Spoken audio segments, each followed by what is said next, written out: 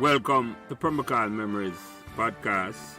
I am Lance, or Jelly, or Prince, as most Pembroke people know me. And my co-host is Philip, or Any, or NFL, as most Pembroke people know him. And both of us are from Calbeck Avenue. Our mission on this podcast series is to explore how Pembroke, a small community in the Kingston 20 area, surrounded by Joesland, just across Washington Boulevard, Marvalley, Trucks Garden, or Francis Land as I know it, Arlene Garden, Patrick City, just across the Sandy Gully, became the epicenter of football or soccer for some people in Jamaica in the early 1970s. Pembroke was also home of some of the most legendary musicians and entertainers of that era. I was still going to Pembroke Primary when every single Sunday a triple header was played at the original ball ground at the intersection of Calbeck Avenue, Pembroke Drive, now Kennel Drive. One morning match and two evening match was played to a capacity crowd. These teams, Patosi Rovers, Carawina, Asphalt, Covey, El Furto, and Dreads, was joined by Marvalley UNDN to play in the Pembroke Corner League football tournament.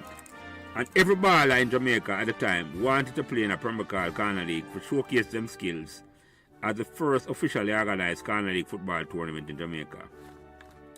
In this conversation, we hope to capture the memories of players, supporters, and any members of the Pembroke community, male or female, who want to come and share their stories. Your feedback and support will be greatly appreciated on whatever social media platform you might be listening, and thanks in advance. Today is Sunday, September 25th, 2022, and welcome back to another conversation about Pembroke memories. Me, as usual, Jelly, our Prince, our Lance, as most Pembroke people know me, and by now, you know, so any one of those names will do. Our co-host this week don't need no introduction because he's turning out to be one of the best night watchman in the business. And when I send for him to bat out in an emergency, him nah give him wicked. So welcome back, Andre Taylor Damville. Our guests in this conversation this week have a very special meaning to me. Firstly, they are all females, and they are like sisters and a second mother to me. The family moved to Pembroke in 1964, I think, but we get the date right. With one daughter, and she solidified her Pembroke citizenship by having two more girls while living at Pembroke. Or as we can use a politically incorrect term, she had two anchor babies to make sure she could never be deported from Pembroke. I met this family in the early 1980s through my older brother Patrick, and we have remained friends over all these years. I was always treated like a brother when I visited their home on Aqualita Vale, and Moms, as I affectionately call her, always make sure we get food to eat when we visited. I don't know the origin stories in Pembroke, so this conversation will be very historic for me as well as the listeners to this conversation. But without further fanfare, let me introduce the Hylton clan, as I call them. Mommy, Michelle, Gillian, and Nikki Hylton. And Mommy, you go ahead and introduce yourself first. I'm Gloria Hylton, officially known as Mommy. And what year did you move to Pembroke, Mommy? I was trying to figure out the other day, and I thought it was around 1964. Okay, that's the same time I moved from Pembroke. So yeah. Yeah, I think that was the same time. Yeah. Yeah. And Michelle, introduce yourself. I'm Michelle Hylton. Turnbull now, but I mean Hylton at the time, of course. And I'm the eldest of the three girls. Mm-hmm. And what I should tell you, I went to St. Hugh's. Mm-hmm. So, and basically all my years were spent in Pembroke, just like everybody else on here. Mm-hmm. And Gillian, introduce yourself. So I'm Gillian Hylton, as I was known in Jamaica, and I also attended St. Hugh's up until 1985 when I migrated here to Bridgeport, Connecticut. Mm-hmm. And Nikki, introduce yourself. But Nikki Hylton, I am the baby of the bunch, always getting in my sister's way. So I lived my whole life growing up in Pembroke as well. Went to St. Hugh's High School. Left in 85 after graduating from St. Hugh's when we moved to Connecticut. Yeah. Andre, reintroduce back yourself, my brother. Yes, Lance. I am Andre Taylor Danville. My family moved to Pembroke in 1962. Unlike the young ladies on today's conversation, I did not attend St. Hugh's. I attended Excelsior. but I had the pleasure of visiting St. Hugh's every evening as I rode home with my neighbors, and their daughter, Yola Mulvaney, was at St. Hugh's. So her brother and I got to tour the campus in the evening. So I feel a part of the St. Hugh's family. Mm. As a lot of KC boys, but we're not getting that on the show. Yes, the brother school, right? Yeah. Yes, definitely. Yeah, so I'm glad we finally pull this off. So, Mommy, most of the questions I'm going to start with you because what year remember moving to Pembroke? About 1964. And where were you coming from? In what community were you coming from? I was coming from Vineyard Town in that area. Mm-hmm. So what made you decide to move to Pembroke? Got a house there. That's it? Nothing else? Yes. We bought a house. I used to live in. I had Michelle in Vineyard Town. Mm-hmm. Or is that? It's Rollington. It's I thought it was Franklin Town. Fernandez, I think, is Rollington. It's over there, though. Over East Kingston here, Mama. We're not going to Right. We're not getting Yeah, go ahead. house there. We wanted a house, and we bought. At the time, Pembroke Hall was the going thing, where lots of teachers and government workers and people like that Mm-hmm. was. When my husband bought it, I didn't even know where it was. Oh, you never know about Pembroke before at all? Right, it came into existence around that time. Mm-hmm. I could 2 or so years before. Mm-hmm.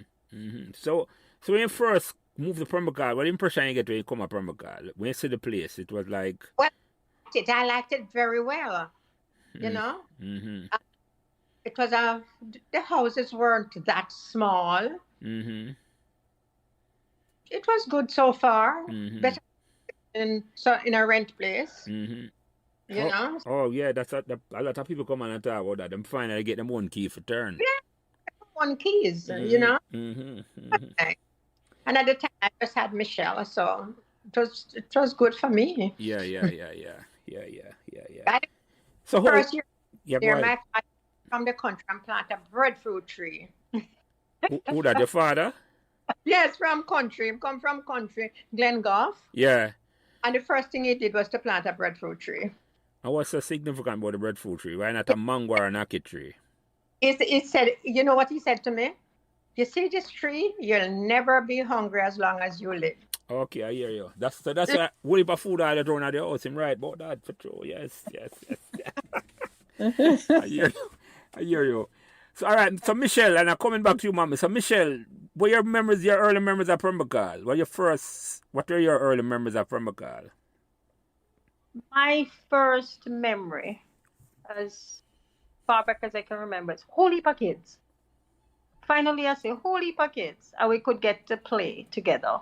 Oh, yeah. So it was friends, lots of friends. That was the community. That was the open lot before. The open lot, and just everybody beside me. So it was really like a community of a whole lot of children, lots of people my age. And that was it. Lance, you remember that square that used to be right in front of the house? We were talking about it before. Come on. Yeah, the triangle. Yes. The and Aqualita right there. Everybody used to meet right there. That was the meeting place. That was our meeting place. Oh, so that was like, yes, you're right. That's nice. Like a playground for everybody who live in that area, right? That's a safe playground. Yes. Yes. We used that. In fact, they used to play football there. I remember that too. Yeah. To have corner league, I can't forget that. I mean, as girls, we couldn't get out the road, but with the people out the road, and look. But as girls, we weren't allowed to go on the road. Girls don't go on the road. Good girls don't. Yeah, we're gonna get into that because we need to know. So, Mommy, you could have looked He could have just stayed at the house and look over upon the field and play with Michelle I play first and then the rest of them. Funny enough, Lance, the guys that used to play on the field, they used to say, "Don't kick the ball over Miss Hylton's house. Make sure you don't do that." So, it's probably 1 or 2 times it would escape from them. Yeah. But normally they would never kick it across there. Plus, I had 3 girls growing up. Yeah. But you sound like a good being by the mommy, because when me live from Calvin Avenue, if the ball going to the people house, a cutlass will come out, and the ball will get chopped up. Yeah. You know what?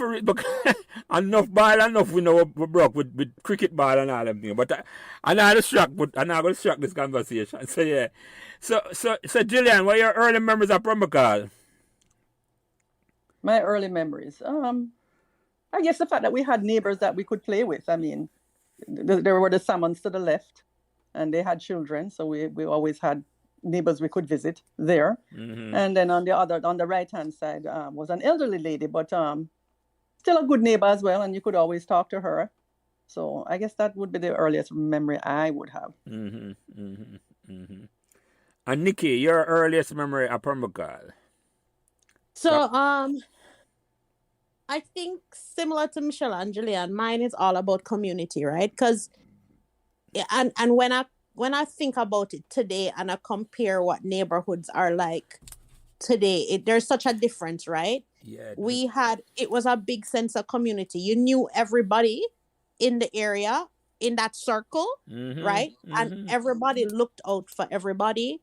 I remember the Salmons on the one side of us had 2 boys, and Mr. Salmon would treat us like his own children. Same thing with mommy treating the boys like her own children. On the other side was the older neighbor, Miss Grands and Miss Dacus, and they looked out for us as well, even though they didn't have any children. So I think it was the sense of community is what sticks with me. Yeah, you have mentioned something very important, because since we live here now for 20 years, the less than and it's something I miss in terms of growing up. Like, I don't see no like that at Pembroke at all. It's like, no, it's not there. Yeah. No. Everybody looked out for everybody. And so even kids on the road were careful on how them behave, because them know that if they misbehave, the neighbor was going to tell them mother or them father. Yeah. So it was just a big sense of community, especially in that circle right where we were. Because mommy never allowed us out of the house. So that's the circle we knew. Yeah, and then because the football, the triangle right there, that was an added bonus. It's like it's a big plus at a playground right in front of us. So yeah. Well, Lance, one of the things that I have to observe in the early conversation here is how youthful and vibrant mommy sound like the girls. Well, I mean, I would be remiss if I didn't mention that, because mommy sounds just as youthful and vibrant. So I can't imagine the not going out on the road thing. So mommy was a strict mother then, like the Pembroke mothers were known to be. Oh my goodness! Yes. Absolutely. Yeah. Remind me to tell a story about champs when we get into this conversation. Yeah, go ahead, mommy. Comment on that, what Andre said. Yeah.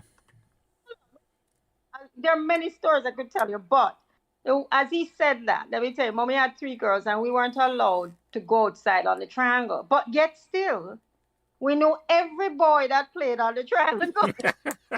And knew what time they're coming in and what time and who was winning and who wasn't winning and what league was going on. We knew everything. I mean, Lance, it was to the point where there were 5 little boys on the street, and we knew when the parents were coming in. Yeah, so.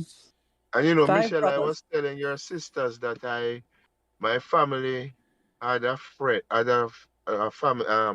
friends up on Aqualita Vale, the Morrisons, who lived almost in front of that triangle there. Yep. Yeah, Lascelles was the son, and Faithan was the daughter, and they had a cousin Trevor who lived with them, and then across on Annandale, you had the Andersons, Donnie and Precious, and my cousin Andrea Hall. I don't know if you're familiar with them. Mm-hmm. No, I Is- can't. It's like a name is ringing a bell, and I'm wondering how far down Annandale she used to live. That's what I'm. Is it before the path? Andrea, well, the Andersons live up almost across from the park. It was two sisters and two brothers. Donnie and Precious were the sisters, and my aunt lived next door. They were the Halls. The dad used to drive this Texaco. I believe it was a Texaco oil tanker, and it used to be parked on the sidewalk there. Why That does is it down the down road. Oh, I don't remember that. It sound like down the road. That down. You remember where the Claytons used to live? Clayton and the shop used to be down the bottom. I remember the shop. That's where I'm Oh no, thinking. Right down there. oh no, they live closer to the top. I mean, we had cousins at the bottom near the Bogles. You know, Right, the Bogles. my Yeah. aunt was a teacher at Calabar Primary.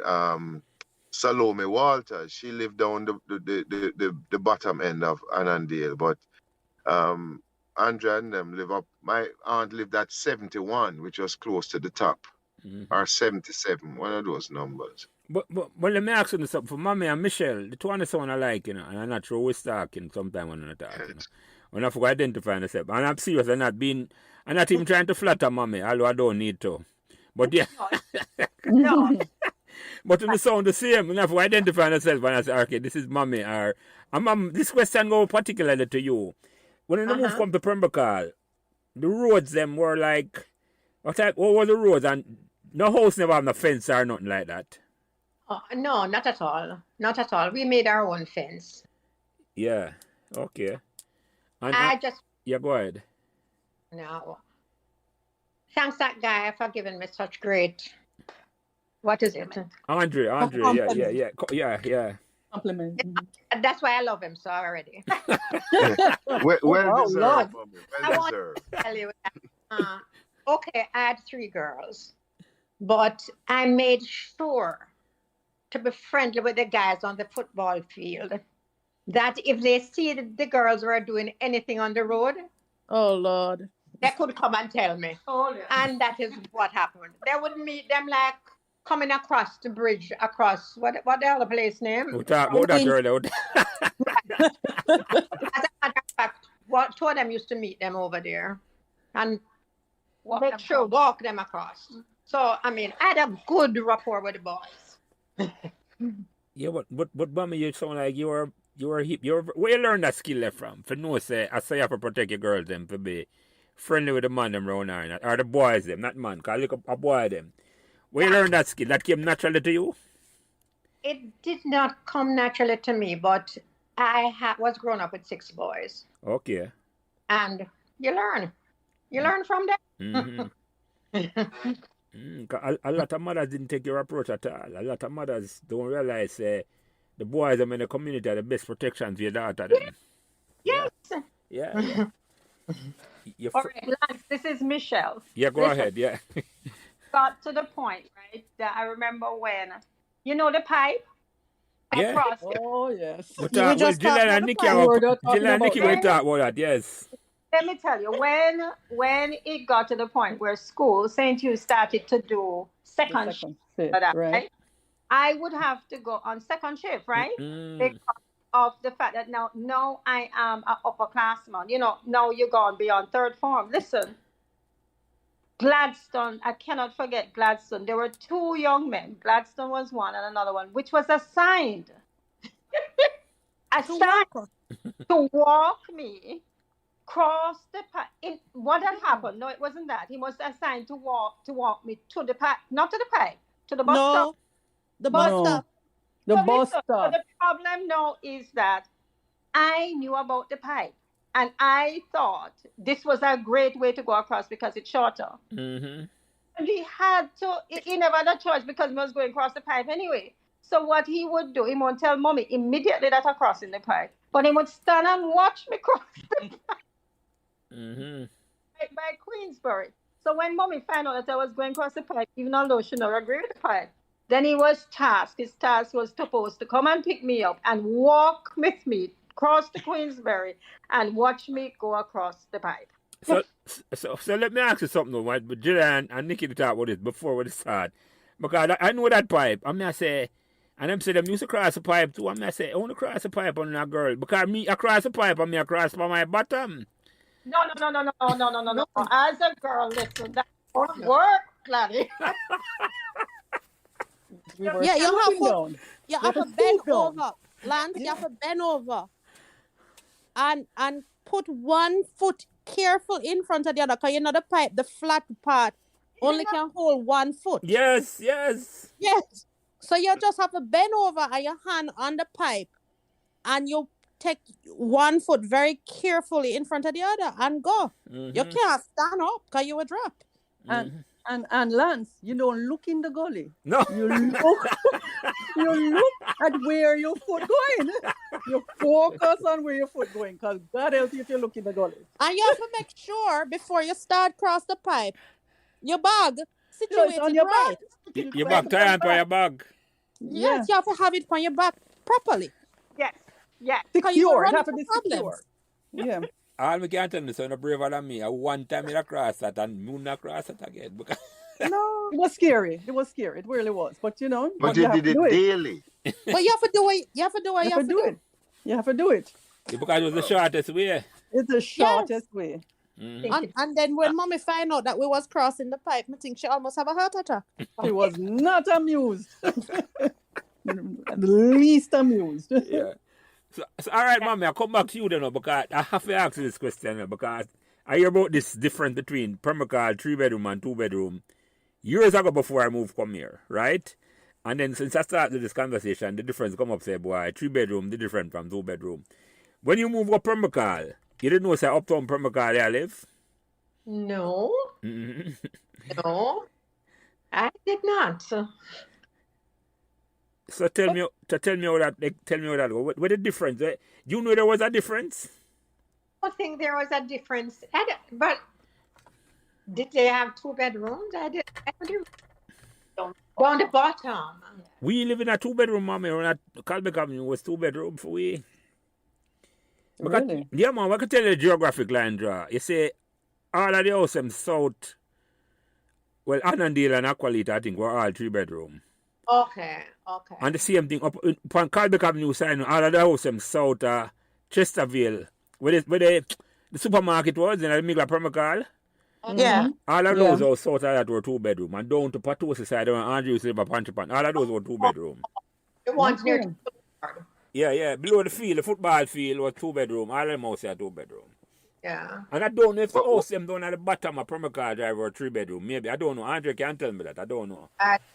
But I think what happened though in Lance was that my memory, like I was telling you on our first conversation, that as a child growing up, one of the things that you saw was a lot of construction, because when families moved in, they would add a carport and they would add an official veranda and grill it around, and so along with those additions were extra bedrooms. So particularly on the 2-bedroom side of Pembroke, you had bedrooms being added because there were, multiple children. Because like the young ladies pointed out, one of the key factors about Pembroke was that most houses had a number of children, and so you had a lot of friends. There were multiple boys, girls, and so parents had to make accommodations for the children. So once they moved in, families started making additions to the house. Mm-hmm. True. So you weren't aware of the difference at all, mommy, because it sounded like you surprised and realized the original house in one certain part of Pembroke were 3-bedroom. And I think, But yeah, go ahead. because I'm accustomed to like the top part of Pembroke where I used to live. Mm-hmm. Everybody I know had. So, but as he said before that, a lot of construction went on, like a carport, an extra bathroom, things. So in those days, you don't really take notice of those things. No. You put on what you want, Yeah. I don't think you'd have to go. What them call them? What them call the people me so I forget permit and all them things. I don't even know if my father have to do that. Because for me, 2 bedroom we live in a Pembroke and about 10 I will live in the house. And Yeah. I don't know how will it sleep. Yeah, go ahead. Nikki, so I got something to say. Go ahead. Permit, and it was there was this guy on Aqualita, Mr. Her name Bartolo. Bartolo. Bartolo, you're talking. Yeah. And if you can hand him a money, you're all right. Get us the Jamaican way, mommy. So yes. Yeah. But Mr. Bartolo, So, was that mommy talking about Mr. Bartolo? Yes, yes. Yes. not Miss Mommy. Yes, you. Do you? Oh, is it Yeah. breaking up or is it me? Huh? Is the reception breaking up? No. Okay, so it's my phone. Okay. But yes, Mr. Bartolo this is Michelle, and Mr. Bartolo lived on Aqualita, right? Mm-hmm. Yes. And he lived below the church, below the path. Yeah, man, I knew Mr. Bartolo well. He and my mom worked together at KSAC. Let's see. Right. Mm-hmm. He was the house that I knew in Pembroke that had a pool. You remember? You had a Yes, Oh, really? Yes, he had a pool. yes, he did, and the fountain in the front on the front lawn, that Yes. water feature. Yeah. Yes. He was the only one that I knew of. So when I hear that, I remember him name, Bartolo, and I thought it was a nickname, No. You used to call him Barty. So, Yeah. mommy, I think it was Gillian or Nikki had mentioned that you were at Water Commission. Yes, I used to work with Water Commission. Were you familiar with a man named Gerald Mulvaney? Know the name? Because he was my neighbor on Pantry Pant, and he worked at Water Commission when my mom was at City Treasurer's office or Town Clerk's office. Can I And ask a question? sure, He used to work on Church Street or up in Half a Tree. he worked at Church Street. I should know him. My mom worked at Church Street as well. Water Commission? No, she was at was that City Treasurer's office or Town Clerk's office? I know there were people like Aston Henry and I know Aston. Every girl know Aston. Oh, you wow. know Mr. Henry, yes, and Mr. Fairweather, Yes. Mr. Oliphant lived at the corner of Aqualita and Pembroke Drive. Oh, I don't think I knew. Probably. Mm-hmm. I didn't stay there very long. I lived in. I was there for a while. When Oh, the okay. Water Commission. Water Commission. Mhm. All right, I but used to work APS too. and JPS, Oh, at JP, were you? And I was asking Gillian and Nikki if you were there with Mrs. Rawl at JPS, because I know Yes. she was at. Oh yes. that's Kirk and Colleen mother. Andre. Yeah. Okay. Yes, Yeah, Kirk yeah. and Colleen's mom. I Yes. didn't know the work. Yeah. Yeah. But, Yeah. but let me ask you something, though, and this go for all I know, and I'm Michelle can take this first, and then Gillian and Nikki can comment on, because they didn't go Pembroke primary at all. And No. I want to know why they just had this Pembroke primary and never go Pembroke. What is wrong with Pembroke primary? I for primary. That's where the opposite side of me came in, because I went to Alvernia Prep. So I guess that's where the opposite side came in, because I never go primary school. Mm. And Gillian and Nikki never go primary school either. They went to Alpha Prep. So I guess they all went to prep school, and prep school in those days was different from primary, if you remember. Lance. Yes. Yes, go ahead, mommy. Yeah. That was Mom. Lance. This is Mommy. Yeah.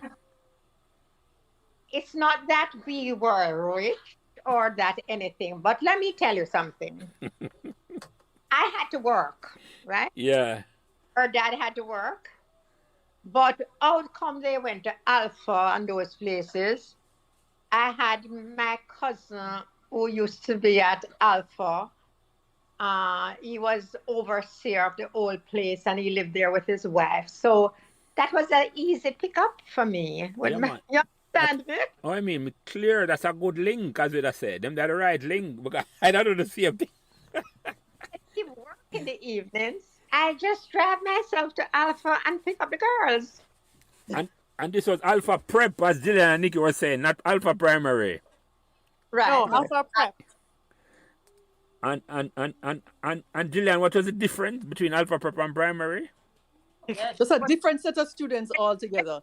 And I'll be honest, if you looked at Alpha Prep, you'd have all of the Asians, the Indians, the light colored people. And the primary was a little rougher. Yeah. So hold on, let me ask something. The primary was like the prep you had to pay. Yes. Yes. Oh, I got to, but because mom have the links, even if you have to pay, is as reduced fee or none at all. I got Right. I could drop them off in the morning early, and they're taken to school, and I'm going to work. You. You understand me? Yeah, you couldn't beat that at all. Up. Yeah, you couldn't beat. Yeah, And then if you got the opportunity to send your children to a prep school versus primary, you'd want to send them to the prep school. But Lance, getting back to you, this is Michelle. Yeah. When I went to high school, I realized that Pembroke Primary was very good because saw most of a lot of the kids pass and came to high school. So you get to know that hey, not bad. It's well known. But yeah, there was a big difference. I think back then, there was a stigma in I Jamaica. think so. Definitely. I think there was a stigma in Jamaica, prep versus primary, because the perception that because you pay for the prep school, it was better. Which when we all went to high school, it was a great equalizer, and you realize that was not true. I think just looking back on it now, I mean, I think that's what happened in Jamaica. Well, let me comment on that, because I went to Pembroke Primary from 6. I never knew that school was a primary school, right? I never knew about preps. I never knew there was a difference. I didn't know about prep school until I got Pembroke. Yeah. And what show me, I know, boy, I kind of fall. Not sure, Nikki, because everything else I did good with. I never feel nobody from the prep school know more than me, or even brighter than me. Right. But guess what I didn't know? I didn't know nothing about Spanish. Oh, that exposure. Okay. No, man, so I'm in the first one now, and some of the kids them are really laugh them Spanish. I mean, do have a clue. I say, wait. But the point is, it never mattered to me, because I say, you're right, Michelle. You're right about that. The quality education at the primary school at the time, well, Pembroke Primary was a good one. St. Richard's Primary, all excellent primary school at the time, and it produced real first-class quality student. And They did. yeah, so I can, because we're talking about that, Michelle, a couple of people from Pembroke who went to St. Hugh's was, and the older one, Wills, Janice Wills. Janice and Grace. And Grace, right. Grace and I went to Pembroke together. And our brother came to Meadowbrook, Milton. We play football for Pembroke and Meadowbrook. So yeah, Pembroke people, them live on at the bottom of Potosi Avenue. So yeah, so the quality, as I say now, but even when my son them started to go to school, this is before me migrate, a couple of years, I wasn't going to send them down to primary school. Right. I said, but you said, no, you now take that risk there at all. But And I think it had changed by then, Lance. Yeah, because, probably.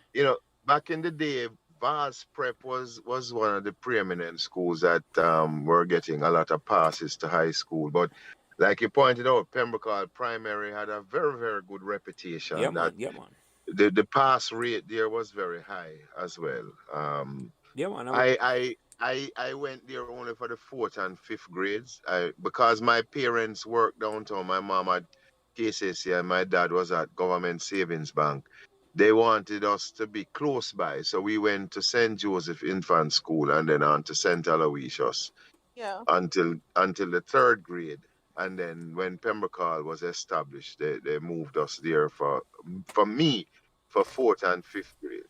Yeah, but back to you, mommy. I can see why, as a sense, it's more protection for you drop them at Alpha. Because if them did have to go Pembroke primary, them have to walk to school.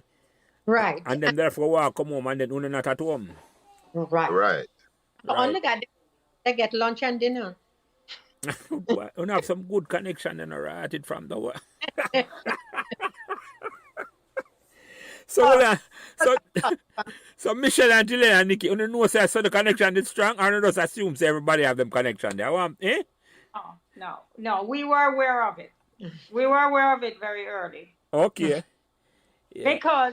Because although the connection was strong, Lance, this is Michelle. Connection was strong the other way too. If you get in trouble, the first person you're going to know is everybody are going to beat you. Both your mother, both your mother and your aunt, everybody know the story. Lance, we couldn't hide. There was no hiding. So at Alpha, you couldn't hide at all? No, the teachers knew our relatives there. The nuns knew who we were. All of the nuns knew who we were. Father Williams was always in your business. Teacher know you. You just couldn't hide. Yeah. You can't do. So hold on. Then. So when I say you couldn't hide at the prep school and you couldn't hide at home. No. No. So hold on. Always. So this is the question now for Triana, and for Mama too. Lance, So only turn out normal. Lance, this is Mom. Yeah, go ahead. So that perfect control over my kids. Yeah. 100%. Yeah. No, Lance, there were times when I can't forget. There was a time when I was going Alpha, and there's a place I had to walk down, and there was a little guy who was, little boy as usual, like I want to do something, want to say something. I don't know what happened. I went home. I went down to my aunt and I told my cousin. And the next day, Michael, that was Betty, walk up there and beat up the boy. Jesus. At this time, Lance, I am just thinking, I'm just a mouth off. Yeah. Never take it serious. I hear you. I But never came home, never even come near me. Lance, Yeah. that was our life though. Even as we grew up, we always had Michelle talk about our cousin Michael. We always had somebody a look over our shoulder at what we're doing. Whether it was at Alpha or at home or just out doing things, somebody was always watching, some cousin or another, to report back. So I said, no, I get it, Mommy. So that's how when me and Patrick used to come on there and make sure you feel good, because that was your new protection, I see. I see the trick. Notice you had to come in and sit and speak Yes, with her and yes, develop yeah, a yeah, rapport. You just can't just arrive and take us out. Not don't do getting, that. yes. You had to. You had to be like, get warmed up. You understand, Lance, this is Michelle, why you had to come in and sit and talk and eat. Right. And you had to spend time. Lance. Yeah. To the point where we got to know Richie, and then eventually your other friend. What is his name again? Oh, Arville. Orville. Yeah, We Dr. got to know Palmer. Orville. Yeah. It took time.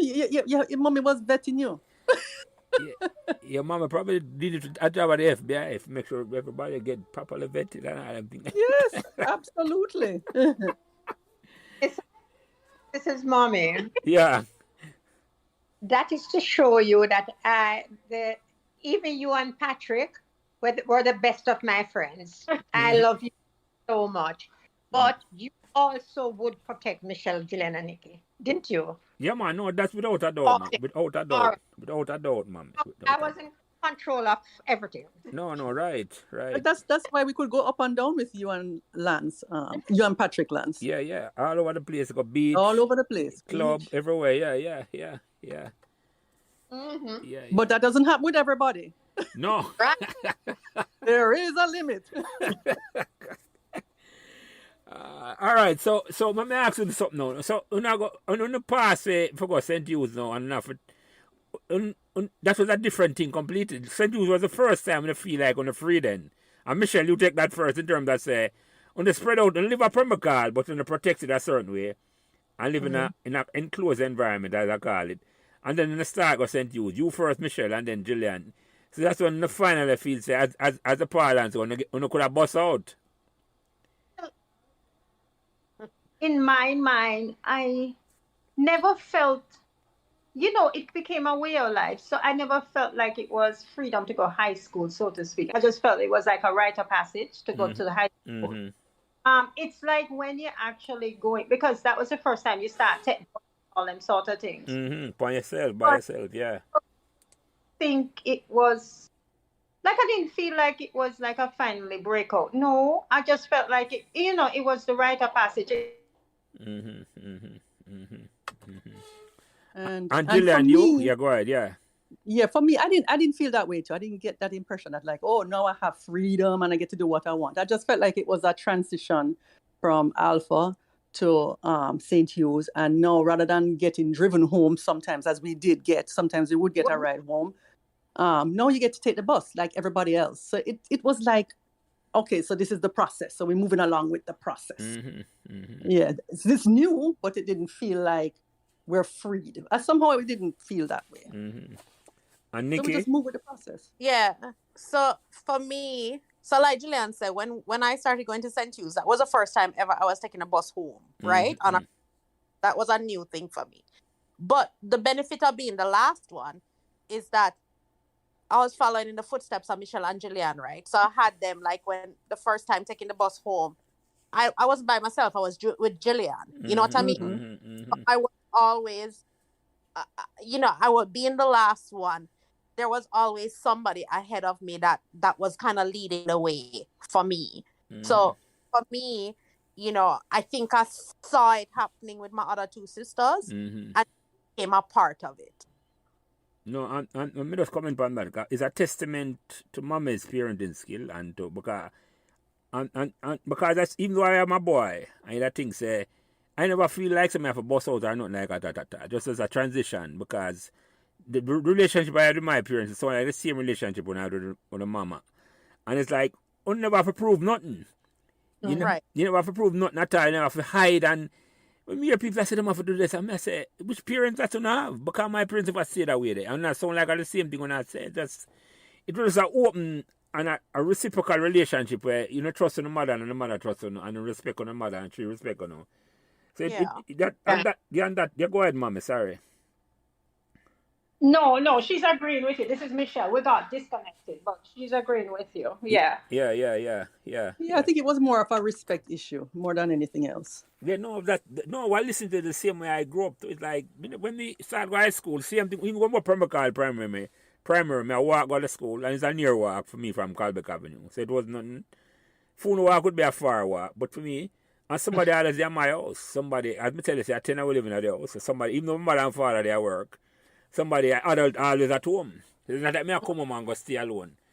And then, but when we start go Meadowbrook, I walk, stay when I go Meadowbrook, or take bus sometime. I never feel like me have to prove nothing. That wasn't necessary at all. It's a testament to I suppose the parenting of Pembroke we talk about is like, because that's another thing we talked about earlier. Even after 40 years, you remember all the people name will live on Aqualita and Andale. You could remember the name them. Yeah. Me live here for over 20 years now and don't ask my neighbor name. Yeah. That's the community. That's about the community, and the closeness and the fact that you all look out for each other and we're a part of each other's lives. You know what I mean? But what, Lance? Apart from just being, this is Michelle, and apart from just being close and community, we shared each other's success, because I remember when those guys, like, they had the six-a-side and it's just a triangle, and when them win, we know them win, and we're happy. When them do something good, it's like we all did it good too. We're like, yes, good for you. When somebody die, it's like, oh my goodness, somebody die. It's like you share that, the successes, and you share the losses. It's really a community in that respect as well. It went that far. Look at the career. Mm-hmm. Yeah. Yeah, Andre, you were saying something?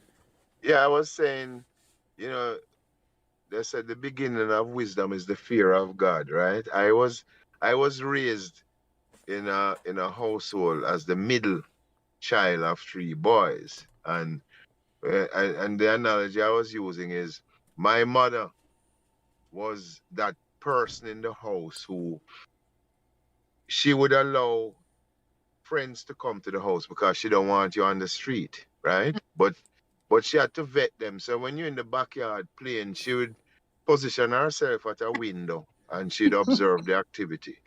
Now, after they leave, she would say to me, the little boy in the red shirt, he's not to come back here.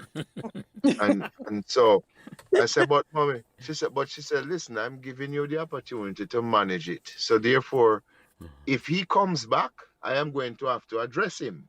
So you have to find a way to make sure that him don't come back there because you don't want your mother having to tell him that he have to leave. You know? Because if she observe a behavior that she finds not to be wholesome, she Yeah. don't want any association with her children and that person. So even though it was all boys in my house, it was still a very strict environment, one that you had to toe the line. Yeah. There was no scrimmage on the street. Well, behind our back. Yeah, But yeah, yeah, when yeah, yeah. when she was around, there's no scrimmage. So, I mean, for a boy, that was kind of rough. Yeah. Yeah, but hold on, you mentioned something. May I ask them, Nikki and Gillian and Michelle, you know what scrimmage is? Yes. Yeah. I have to check, Just like how you had to check if we knew the bottom field. Where the field is, right? Yeah, that's like plans. But Michelle, as the first of the daughters, when did you start at St. Hugh's? 75, 70. 75, right? Yeah, 70, 75. Yeah, because you graduated 80, right, Michelle? Because you left the year I started. Yeah, 75. Oh, 75 to 80. Okay. So, I had a whole host of friends, particularly from Pembroke, who went St. Hugh's, but they may have been a little bit ahead of you. Janice Wills, you mentioned, and they had some girls living across the street from them, No, Marcia and Audrey Martin. right. Janice and Grace. Grace was in my year, and Janice was ahead of me. And of course, Janice was head girl, I think. Yes. Third And grade. did you know the Martin sisters? They lived on Flamstead, Audrey and Marcia.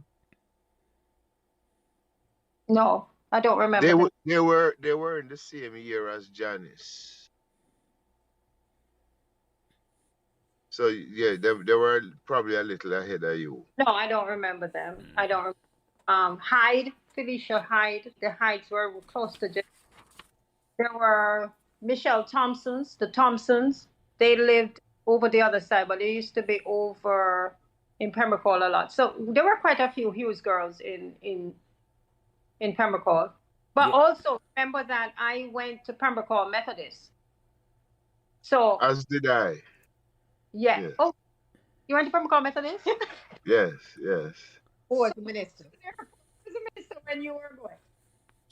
But and then this Excel says a Methodist school as well. So I went to. I was christened in the Catholic Church, and you might remember that the Methodist Church used to host both services. Early in the morning was the Catholic service, and then the Methodist service. So you also were christened in the Catholic Church? We were. Yes, we were. Michelle. This is Michelle. I'm the only one who wasn't christened in the Catholic Church. I was christened Presbyterian. Oh, okay. No, you are not. But we all, when we moved to Pembroke, we all became Methodists, right? Because Pembroke Methodist was right down the road on our road. Remember that? Yeah, man. Yeah. The road. Of course, we all went Methodist as a result of that, and we all grew up as Methodists after that. Yeah, man. I remember that church, right? We could have walked like a pathway between the house and the church. You could have walked up Pembroke Drive. Yeah.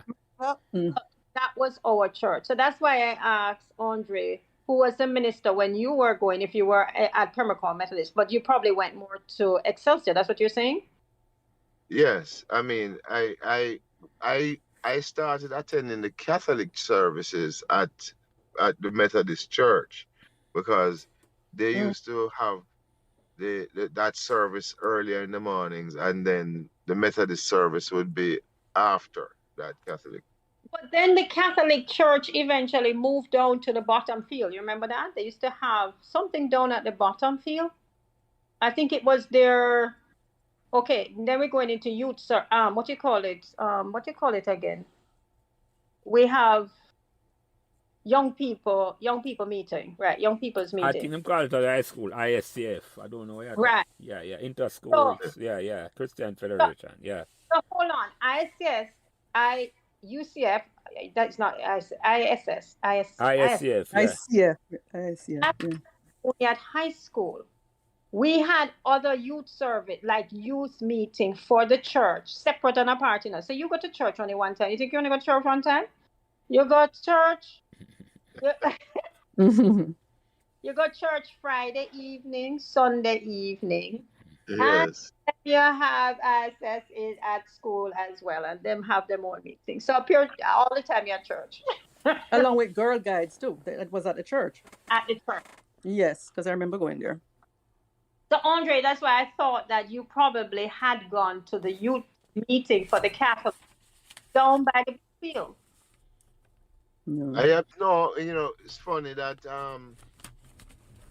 I never, a lot of activities was outside of Pembroke in terms of in the youth, because I wasn't really, I never explored Pembroke as a child, outside of where my parents would be involved. We never, the community activity for me started with football at a later stage when I was, in high school. Because my mom, there was just no leaving the house, right? Unless she's taking you someplace. So how we ended up at St. Joseph and St. Aloysius because of the Roman Catholic affiliation. Okay. And so all these teachers and at those two schools were nuns. So you were just used to that environment. And then we moved from Pembroke for like a 2-year period in 73 to 75. That was when I was 12 to 14. Okay. So I missed out on some of those things a little bit. But yeah, when we went to Pembroke, we went to also, that's why Grace and all that, because they also went to the Methodist Church, and the Methodist Church used to have a whole slew of things. We had Girl Scout there, then we had to have harvest, so that was an integration into Pembroke again, Yes. Yeah. Grace and I went to primary school together, Michelle. We started primary from first farm. And okay. I think she passed common entrance the same year I passed. She was 74. I think at 74 you started St. U. 74, 75. Mm-hmm. So yeah. But let me ask you something though, because this goes for Mommy too. Mommy, were you aware that Pembroke, when the whole heap of crowd used to down at the football field on Sunday evening, you didn't know what was the crowd for? You must hear the crowd from up at the top on the road. When the Corner League football started to take off at Pembroke, only never follow it as up at all as women. No, we didn't. And why is that? Yeah, go ahead. We went up. We never We were passing down there. Most of the times when we were traveling is going further look up and then back from Mullines Road. I hear you. Yeah. So or Redhills Road. Whatever was going on down the field, we had no clue. Una weird at the night, but in those reach on us at all. That is a different. Yes, I hear you. Were we even aware of the noise, Michelle and Joe? I don't remember hearing the noise. Mommy and Michelle, when we say Pembroke, I'm put in a context for now, right? Pembroke is the first community to start Corner League football in Jamaica, and a lot of community follow that model afterwards. Pembroke. You didn't know that, Mommy? Me? No. Yeah. No, but let me tell you. Okay, this is Michelle. No, because I am the biggest one, and you know, of course, the girl. I had heard a little bit about football. I may hear the noise, Mm-hmm. but I am not allowed to go below. Don't, we're not going down there. You know. Yeah, stay uptown. I hear you. But I remember we don't have any guys, any boys in Yeah, our man, family. no, right. I fully understand that, man. Yeah. We not hear, but I would hear. Yes, I've heard about. I've heard. I didn't know we were the official first one Yeah, to man. start, Yeah. but I know about the fact that they did have the leagues in terms of, and I did know about the football. And then I did know of a little scrimmage or a little thing that was going on where the triangle became a big thing. Our triangle up there Yeah. became a big thing. And there was a separation at some point where the boys never wanted to go down to the bottom field. Them want to stay up at the top at the triangle, continue to play. I had remembered that discussion. Yeah. But Michelle, the triangle couldn't host a large team. It was like a But- 6-a-side. Yeah, man, do the scrimmage. It's six aside, But- Nikki. Yeah, yeah. But Oh, okay. at one point, I remember everybody had to come out and say, we can't have a 6-a-side here because let me tell you, the triangle used to get full Mm-hmm, mm-hmm. and people were vying to play. Mhm. That is how it was. If I get Raymond to come and talk about it, it was a big contentious thing. How this one have to choose this and what time they're going to play and all that. So from them start all day, Saturday and Sunday, both days. No, From them get morning from 8 o'clock in the morning, it was triangle all the way up to 10 o'clock. Saturday and Sunday. in the summer all day. No, we can attest to that too, you know, because we had our own triangle on a Patosia and Calvin Avenue, you know. Same sort of field, right in front of the house them. And we used to play all day and night. All day, same with Michelle. So I know what you're talking about. I know exactly what you're Rain talking or shine. Yeah, yeah, Rain or shine. Rain, no matter. Because I remember them playing in the rain. But officially, you know, that's how the Corner League of Pembroke started, you know. What did that know? We don't have a big field, we don't have a bus terminus. And that just since we started this, I realize, is that everybody wanted to come play. It's like you say everybody have play up on the triangle. Like 100 people that want to come play. Don't have that field. But this is a big time field now, Nikki, like 11 side. And everybody can't play one time. So somebody come up with the idea and I say, I go start a Corner League. And Corner League meaning say it's just the people from them own corners, like up a phone ends. I hear say the first team from the team up at that ends at Pembroke named Rest of the World. And then afterwards the people from that side of Pembroke became Asphalt. Right? Because it would be like over Asphalt was the supermarket was in front of the church. Oh, okay. That was Asphalt. And then rest of the name like Carwina was a road. People live on Carwina. You have Patose, you have Covey, and then Andre, remember the rest of the team? They had a team them name? Ian Curran had a team. Kane Curran was Asphalt, man. Kane Curran was Asphalt. Asphalt, man. No, but there was actually a Ian Curran at one point. Okay. And asphalt was anybody who played upon the asphalt. Yeah. You know, Which is, yeah. so you know there was no street, but Ian Curran did have a team at one point with Goofy and them guys. Yeah, I didn't know that. But that's how the Corner League started at Pembroke officially. So when I talk about Pamfuno Triangle, Michelle, so it's forget everybody for play where they must have started a competition. And that was the genesis of Corner League. And then it branched out into Major League, which was when community play community. You know, them take the model of a Pembroke Corner League and started officially the Major League in 1974. Oh, okay. Yeah, man. So that is like... So the first guy who came on the program, I have a whole parish about it. Rhodes. Yeah. Him well known through the Jamaican football fraternity. And he lived on a Patose. So that, I did not realize that. That's pretty interesting. It is, Nikki, it is. For Pembroke be the first community to actually start Corner League competition in Jamaica. So I'm saying to you, so in a sense, when Roots approached me, Roots plan, not even plan, they must say, boy, Master Lance, we want to revive back the football at Pembroke, you know. And it's like it was, because Pembroke football went down in the doldrums because of politics. Because politics came and mashed it up in the early 1980s.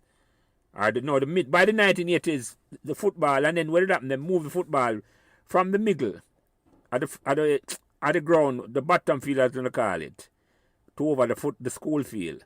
And that was the beginning of the end for Pembroke. Because as far as me concerned, when we played at the bus terminal, it was like the Mecca of Pembroke. It was in the center of Pembroke and everybody could have played. But yeah. It was. It was. Everybody's like, you could have meet there. Nobody felt like they were out of place. Meeting there, coming to watch match here. Right. It was. That's how I look on it. I had great memories of us going over there to watch football. I never good enough to play football, but yeah. So yeah. You were a cricket man. So mommy, you were aware of the significance of the football and Pembroke? Are you not so into? You're more interested in cricket more than football, I remember. Yes. Okay. Yes. Okay. Yeah. Because yeah. But when there was cricket time, it was weird. This is Michelle. When there was cricket time in London, football used to take a break. I remember there were times when football take a break and they were playing cricket on the triangle. On the triangle, same way. Yes. Right. The only problem is when it rained, they couldn't play the cricket. Yeah. Cause cricket and rain no work. Yeah. It was mud after that, and they could still play football. Yeah, but they used to have. I remember there used to be a time. I remember at one occasion, the cricket boys wanted to play cricket, and it was cricket time. And the footballers, they won't play football, so they had to go through a I don't know what they did, but me just hear eventually when they say, "Okay, your time is from this time to cricket." It's like a lottery. Football. A negotiation, we call that a peace. There were no peaceful negotiations at that top field. No, hold on, Michelle, but me correct you. Once there's no violence, the negotiation is always peaceful. No worry. I remember many spirited conversations. Yes, there's nothing wrong with spirited conversation. It's the violence we can't take. Yes. Many spirited conversations. That's funny. Yeah. All right, so mommy, any other special memories of Pembroke in the early days I remember? Where, in terms of say, you remember when, and this in the early 70s when everybody had painted up them sidewalk white and them tree white. You remember that when 1972. When the government changed on the side, say, we got to take pride in the community. What are your memories of that now in Pembroke at the time, for you? Yeah, it's not paint, it's whitewash. Whitewash. Yeah. Whitewash, that's right. Yes. Yes, it was whitewash. And then, remember, someone decided to plant a garden. The lawns. In the middle of the tree, in the middle of the triangle. And then proceeds to caution the boys not to let the football go over into his garden. Who did that? Our neighbor. Come on. Because that was the time this is Michelle, that was the time that you talk about pride. Pride in the whole some decide that you're going to plant a garden on one corner of the triangle. On the man football field? Yes. It will go well. And he was very possessive of it. Very protective. Did not go well. So but he managed to keep it. Really? Yeah. It was a battle, Lance. It was a constant battle. It He must. had to guard it. It matter what? He had to guard it. It was guarded. Every minute a ball over there. Every minute a ball reaching there. You mean say that matter what security there? He had very nice roses in there, you know. It was a very nice garden. On the corner. But you want to take up the man in football field? Who give him the right for that? Seriously, Andre, you mad? Yeah, I wonder if that was just intended to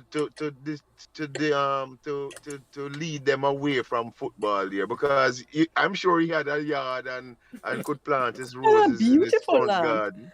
A beautiful land. Yeah. To tell the truth, I honestly thought it created such a discussion because the boys eventually they had to have a discussion over the garden. What the heck the garden doing? But surprisingly, it stayed. It never stayed long. It was always there. I mean, it wasn't uprooted or anything. It was always there. They kick it out. They kick it out. But let me ask a question now. Who owned that triangle? Who was the owner of the property? That's a good question. I think it belongs to the community. That's what I I think it's just a community. Yes, it's community property. That's what I would think too. There's no, in a sense, it's a common area. Yes, it's a common area, yeah. But so happened, Lance, the corner of the triangle that he implanted on was facing right in front of his house, you know. Yeah. So it was very strategic where he put the garden.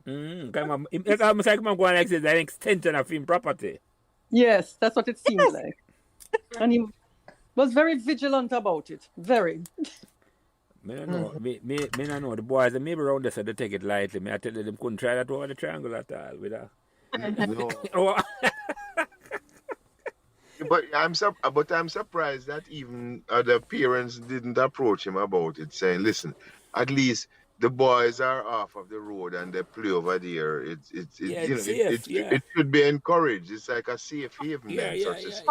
Yeah. Oh, Andre, there's a two idea here. There's one the idea that okay, it's a safe haven, but the problem was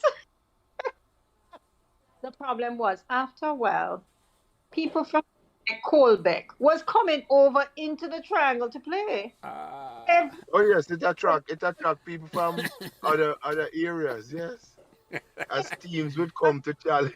Yes, it could get out of control. It could get out of control. Well, Andre, not only that, you have to remember the Hylton girls on one side, Three of them. another couple girls over the other side. I forget who the girls were. What's his name? Ray's sisters. The Rileys. Had the Rileys. Well, the Williams were never really. Then there was Mr. Whittle's little daughter. There was a whole heap of girls right there. So not only the field attracted the boys, but the girls then. No, we weren't allowed to go outside. None of them. You have to stay from afar and I look from a distance. As I say. Yeah. But they knew you were there, you know. Yes. One thing about the boys, you know, they know where you are. Well, let me ask something though, because I bring up something interesting. It sounds like in that part of Annandale and Aqualitaville, more girls and boys are there. Lot of girls. In that vicinity, I think it was more girls. More girls. So that's I hear. That's all the kids knew when they play football, the chances of them seeing or being seen was quite high. Yes, the man was showcasing some skill. That's what Andrea said. Yeah. Touché. Yeah. That's why I asked the question that I say if a man come play for full the triangle, it's like you must say, yeah man. Because trust me, man, I never hear about that. I say when you come to say a whole heap of girl live around us in a big man. So I just say we're gonna play now. Yes, exactly. That's the field we want to play upon, exactly. Yeah. Because you might not see them, but they are viewing from behind. Yeah, man, the crowd. You like the crowd where I look upon you. That's it's not just man and man a place. Like I say, yeah, man. You have a better view in audience, that's Andre. So yes. It might be behind the curtain and through the window. Yeah. Remember, let me tell you, I do remember on one occasion, the girls could look out the gate, you know. Can't go on the field, right? Michelle, we couldn't go to the gate. We couldn't go to the gate. I couldn't go to the gate, but there was Mr. Whittle's daughter who used to go very close to the gate. But we couldn't. No. We had to stay on the veranda. Yeah, so you couldn't stay at the gate. You could not stay at the gate. Mommy would have pulled us in. And used to go at the gate. So there are the girls who used to go at the gate. We couldn't go at the gate, but could have stayed right there. So on the veranda. Mm-hmm. And I remember on occasion, I can't forget it. I remember I heard. You remember Anthony? Yes. There was a big fight because there was somebody must have come up there and must have wanted to take over Angela. You remember? I mean take her over. What do you mean? Anthony beat him up. So there was a little friction about coming to the triangle. Why you coming to the triangle? Yeah. So you mean, was that matters of the heart when you said take her over? Matters of the heart. Okay. That was also very serious in the development of kids or young people in Pembroke. We took relationships, which had to be in secret most of the time. Yes. Yes. Yes, I was just going to ask that. So when you start high school now, the mentality must have changed and necessarily get more interested in the opposite sex. So I want to keep that from mommy. Oh, yes. It wasn't kept. It couldn't be kept. Mommy, I don't think that is true. What?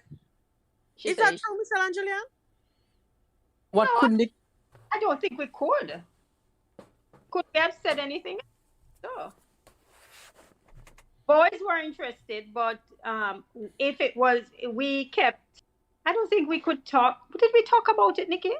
Probably amongst ourselves. No, that's what I'm telling you. No, you never talk about it. No. Mom was the word. Yes. In more ways than one. No, because what I say, when I go to school now and a whole heap of boy, when I go send you to the all girls school, so a whole heap of boy come up to the school afterwards and that. And I come home, when I take bus come home and I cross the bridge. And all that. Oh my God, just taking the bus alone was enough. Yeah. Just going into Crossroads. Going into Crossroads, right there. Right there. Yeah. Because you're talking about KC boys, Woolmer's boys. I mean, the whole lot of them were there. I started to take 37. And 39. And you have to take the pack bus. All the way down. And you wait for that bus. There is a specific bus, and you're not taking anyone but that bus. No matter how much pack it is, that is the bus. You want the new bus. Yes, you want the bus where everybody is going on. But also remember, during them days, you're contending with the fact that Lance and him people, them that used to run minibus, would tell you no schoolers after a certain point in time. I forget to know me have a minibus or true, yes. You forget that? No, I remember now say yeah, around them time they no schoolers, no. No more schoolers. I forget the terminology there, Nikki. Yes, sir, the schoolers have to step aside because what the heck is schoolers? I want to bus them to say, come, I take one out here now. Yes. I remember that. I know, because schoolers don't pay full fare. Exactly. Are you not going to discount on a tire and a gas because you carry schoolers? No.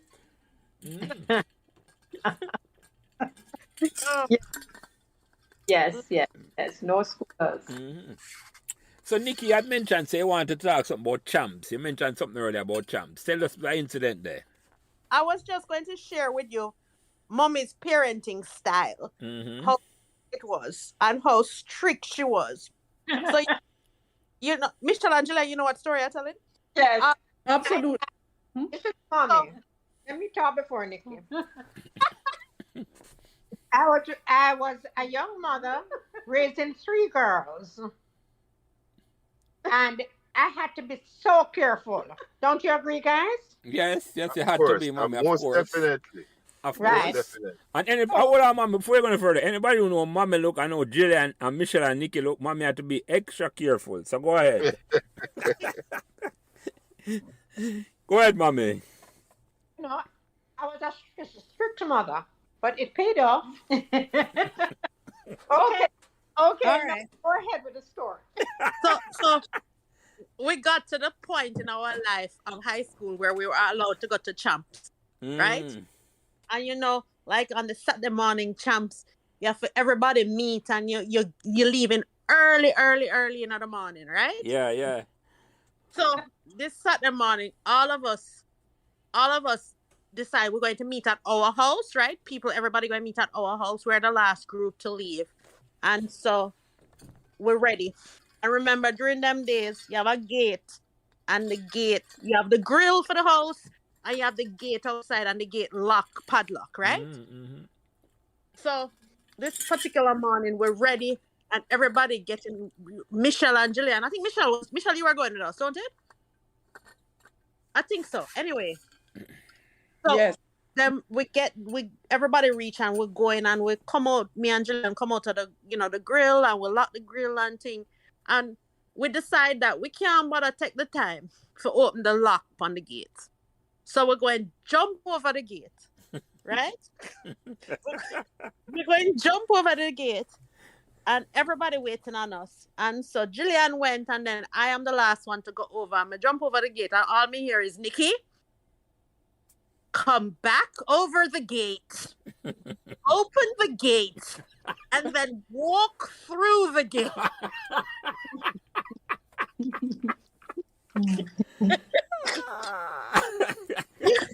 You know, me have to jump back over the lock gate, come for the key inside, open the padlock, carry it back inside, and walk through the gate. And Lance, everybody just stand up and watch as that happen. You mean all your friend them and look on and say, Yes. okay, yeah. That is a typical mommy story. Yeah. And mommy, what was the lesson you sent to Nikki and the rest of them at the time? Because it was Nikki alone you sent message to. Because it was all girls, Nikki. I wait for you. Young ladies don't climb gate. And I was not caught. You know, Lance, did you notice I didn't stop her from going? No. You want to catch her in the ark, you know what, stop her before it.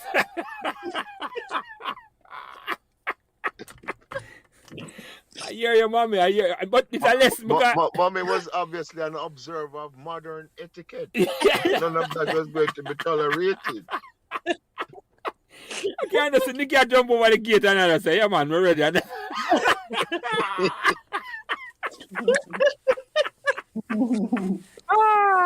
Poor me. Yeah. Mm-hmm. So, but yeah, mommy, that set the standards for what the young ladies would expect, and anybody who would interact with them had to behave as such as well. Thank you, ma'am. You are so right. But on a serious note, that how long ago was that? And that seriously stick with you. You know what I mean? Yeah, oh, there you go. Yep. Hey, I have to give you one. Yeah. Listen, my first time now we get to go to party, you know. I remember this. This is Michelle. Right? So the first time Lance and Andre we get to go party, you know. And I was in, I think it's fourth photo. It's a discussion on mommy, you know. and listen, I am very, very happy. I'm going to a party by myself. I approach mommy and I tell mommy, I'm going to a party. I got invited. We had to get the invitation, I'm sure. We did get an invitation, we did sure. You can't do word of mouth, Invitation. Mm-hmm. So I did get the invitation and I secure it and give it to her. Mommy said to me, Michelle, I'm going to take you at, I think the party did start about 7 o'clock. Mm-hmm. I will take you at 7 and I will pick you up at 10:30. Mm-hmm. And where was the party, Michelle? No, it was 11. If I remember. Yes, 11. Listen, the party was in Mona, across from Mona, Hope Pastors. Mm-hmm. When I was at the party, no mother take me, So therefore, my mother's car drive up. The party not started, Andre. It was start yet, right? But all right. My beer, it is the first party me going to. So me just hold my corner and say, all right. Me all right. Listen, mommy said she coming at 11. 10:30, me start look out, Because she already, and she will walk into the party to pick me up.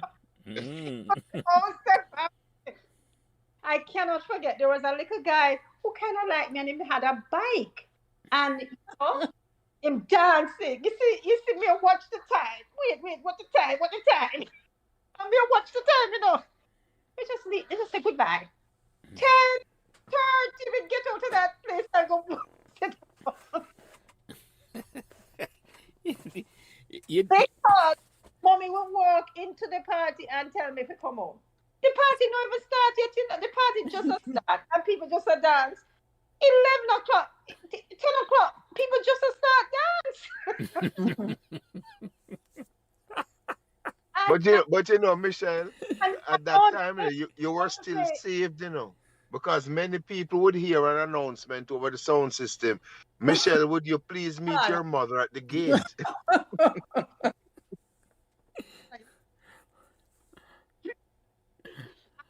the moment I tried very hard to explain to her, say the party, no, No start yet. She not buy that. no. End of party. Yeah.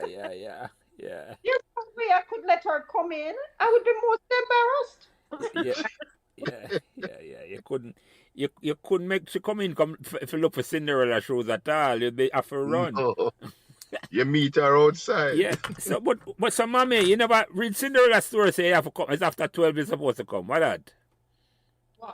What is a Lance? Cinderella. You never get her till 12 o'clock. What that about? Oh man, you mad? You crazy, Lance?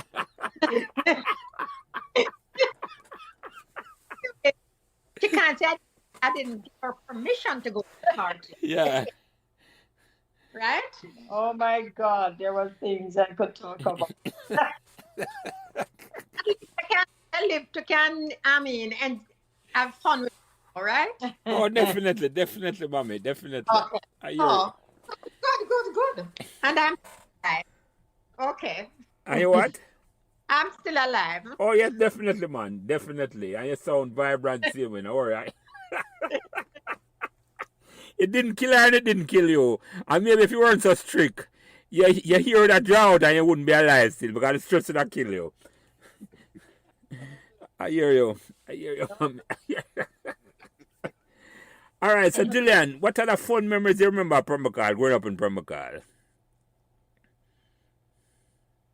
Did I go? No, I'm here. Yeah, I'm just thinking of other things different from what Michelle or Nikki had spoken about. I mean that.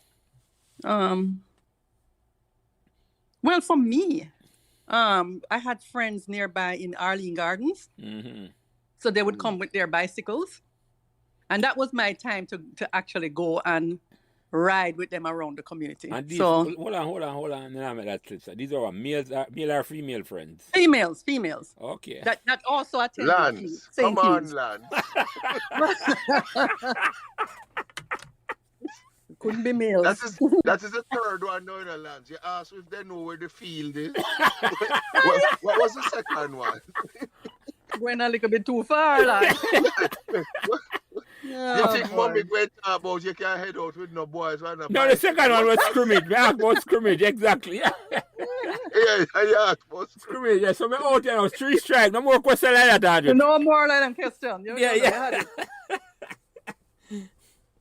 So yes. So even though she was strict, I mean, because she knew those friends very well. I mean, it's a friend of mine that would just come to the house and spend hours. So you get the opportunity to ride your bicycle all over the place, her bicycle. And that's what I did. I rode all over through Queensbury with them because it was multiple bicycles. So those were the fun times. And that's when you got to know other people or know of the other people in Queensbury. And especially Queensbury. Because Queensbury was the next community that had a lot of young people our age. Yes. Like Junie Lala and all these other people, you know? So you got to see nice them. Community. Yeah, yes. And live that side right at Queensbury, right, as a patrol, Gillian. So that was the name there. By the way, do any of you remember Martin Brown?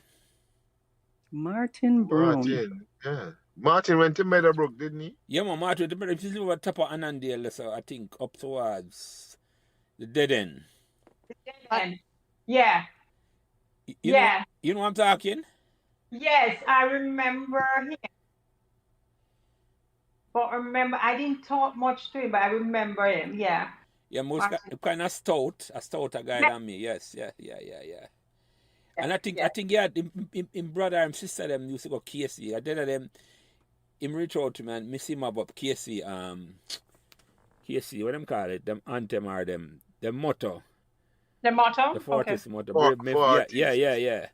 And I say, we have up and you go Meadowbrook, and I say, him up, I case him the one going on with it. So, yeah. Yeah. But him never get to come and Miller book see him. So I just wondering, because I used to live up at the top of Anandale. We used to walk come home together. I said, I asked if I didn't know him. So, Yeah. yeah. So, mommy, what is your fondest memory of Pembroke? Where you remember Pembroke for the most? If somebody wake up and say, boy, where you remember Pembroke for the most? Lance, I was so busy raising my 3 girls, you know, so that my fun was that too. You know, my fun was, let me tell you an instance. Your brother, Papa, I mean, fondest memory, didn't move around Pembroke that much more than live there. Mm-hmm. And you think it was a great community for grow up your girls there? Community. When I moved there, I thought it was so good because remember when it started, teachers, not policemen, but workers from working class people, man. The civil servants, yeah. Right, civil servants, all lots of that, especially up our side, you know. Mm-hmm. So, you know, it was a safe community and nice community. I call Pembroke the ultimate middle class community in terms of that's how I see it. It wasn't too uppity, right? And it wasn't no ghetto. Right. It was not ghetto, far from being a ghetto. No, far from that. And by that I mean some of the other communities them suffer because they had doing the park I can name it as one at 3-bedroom, not 3-bedroom, upstairs and downstairs house. Pembroke never had that at all. No. And I think that saved Pembroke from stigmatizing a certain way. Everybody, and most of the time, mommy, most of the people living in the early 60s like you and 70s, owners of Pembroke. I don't remember. Oh yes. It wasn't right.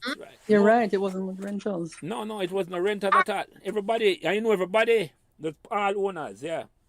Yeah. Mm-hmm. For why? For quite a while too. But so we haven't been back in a while. What is it like now? Do we know? Oh, Nikki, you don't. Very different. You don't. How different though? How different? Very different. For one, before you go on to middle say this, for one, the Mecca of Pembroke, which is a football field for we, and it was the community. To me, the energy of the community was a football field there. Them dump it up and turn it into some park. That me hear, I say. It's what I'm to know. You see, when you talk about the man that try to build flowers bed, Yeah. man, them triangle. Because people understand the value of sports for young men, you know. People misinterpret. I don't what it is. But if men have something for the in terms of like sports and activity, they might go fight. Yeah. And football is a thing, or sports and football in general. Man like competing with each other, you know. And football is such a competitive sport. And there's one ball you need. And it's like them dump up the field now, Nick, and it's like, so that alone is like, and then, but you go ahead, Andre. Well, you know, the field, unfortunately, even though we had many years of memorable football here, the official games, as you know, Lance, like the major league and the minor league games, CASAFA ruled it non-eligible because you never specify. Right. I think more than one persons who have been on the conversation have stated that there was an attempt to cover the gully and to expand the field, and that ended up in disaster. So so there was little choice left, you know, than to move the field, the activity down to the school. And then that, I agree, taking it from the central location in the community where it was right in the open. So a lot of people used to sneak over from Marvel, you know, to launch attacks because of the political scenario. And it depend on the border of Marvel, right. And they could sneak back out. So when you're in the middle up at the field, you couldn't try that because you're right in the heart of Pembroke. So that dynamic changed, and then of course a lot of people who were original owners started renting the homes out, and true. So people who came in now didn't show that same civic pride that was evident in the time that we were being raised. The original owners, them right. With the original owners, like our parents. And so, you know, that changed, and then I noticed now people start adding second floors and some Oh houses, and no, really? it turned into, It's a different just thing. It's a different because even now your it's a house on different vibe. Pembroke Drive now it's almost like an apartment. Because the lot them bigger up at the top, as I said to you. The bigger Yes, there were the bigger 3 bedroom lots. like them Yeah. as I call them, Michelle and Nikki and Gillian and Mommy. Them get so people I hear one house particular on Pembroke Drive or Kennel Drive as them call it now. It turned into an apartment. Jeez. Oh, really? Oh Yeah, no, yeah. that's not good. Mm-mm. No, it's almost like but this is a good question you asked for, Nikki, because one of the idea because as me saying this in my mind, sports is such an important part. I mean Roots approached me. And Roots wanted to revive back the major league, the Pembroke major league thing. And then just attack and attack. And Roots have my idea and I say, I kind of see the vision away map. And all me see, I just have vision. And I talk about it every time. It's like use the school, the two schools, the primary and the Pembroke, to start like a sporting and even a musical academy. And you start back a corner league or some form of league in a Pembroke.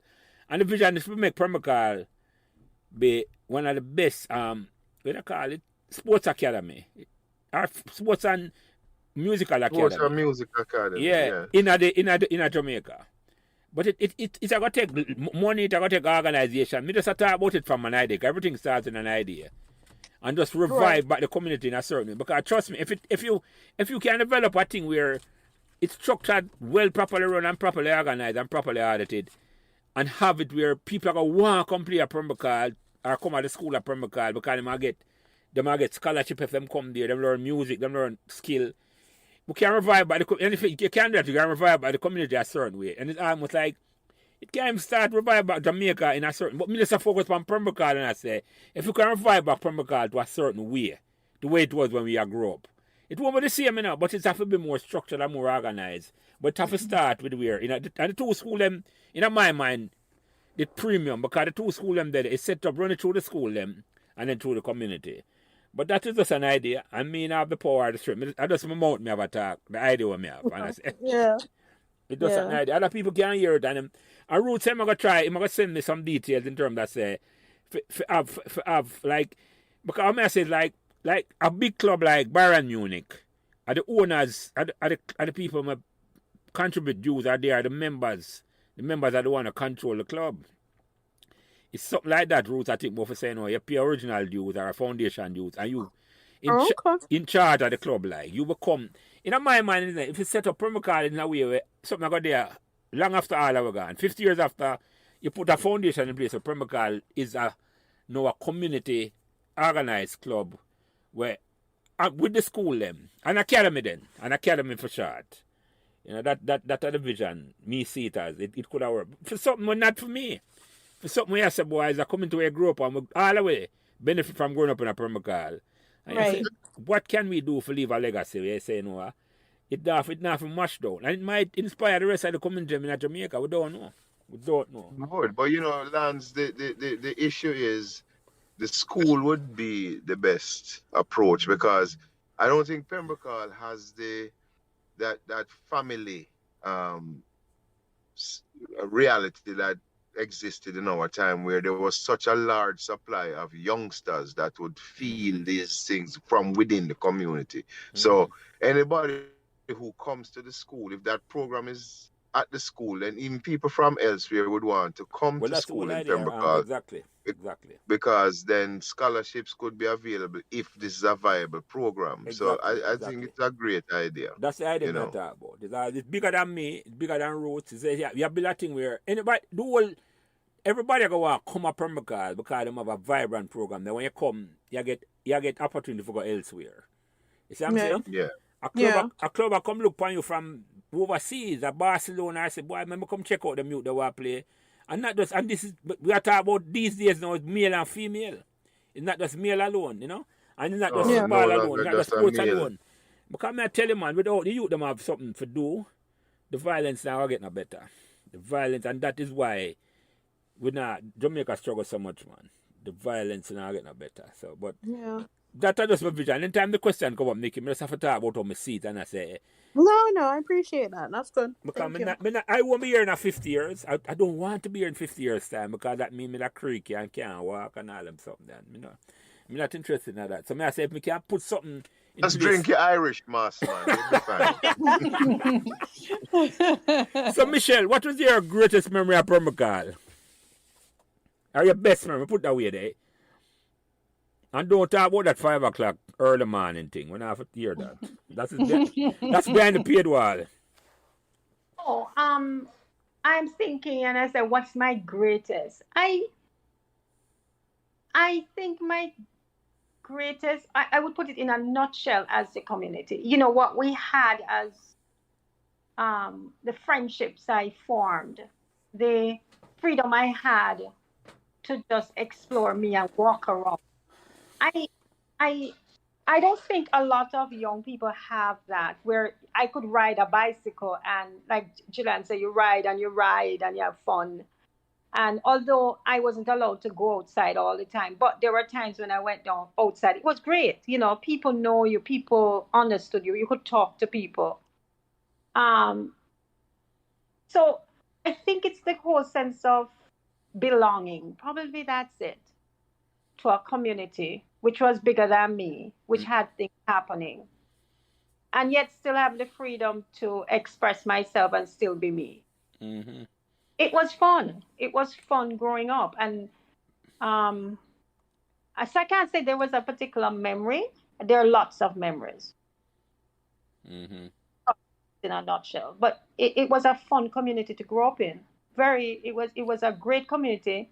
And it helped me to be me, helped me to be able to not be one-sided, but very all-rounded as a result. Yeah, man. Pembroke was the ultimate of that. I wouldn't change it for the world, man. I am equally comfortable in a great house as in the ghetto because I'm growing up at Pembroke. I can't relate to anybody. Yeah.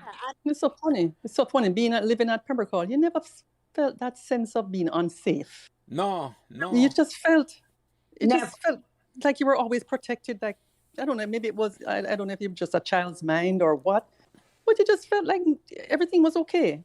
No, you didn't have to worry about certain things. You know, so what they answer the question are different. In talk, say it was protected away in terms of like, wait border, you know, and we look on it tonight, have the gully on the side, on the west side of Pembroke, and then Pembroke was like, it wasn't the part of it never upon a main road, you know. That's part of the main thing, you know. Because even though the entrance on the boulevard, it wasn't, most of the houses them weren't down there at all. It wasn't, and then it bordered by the land. Back somewhat, don't it? I mean, it's set back from the boulevard a little bit. Yeah, right. Not right. Exactly. Yeah, that entrance that you entered into the community.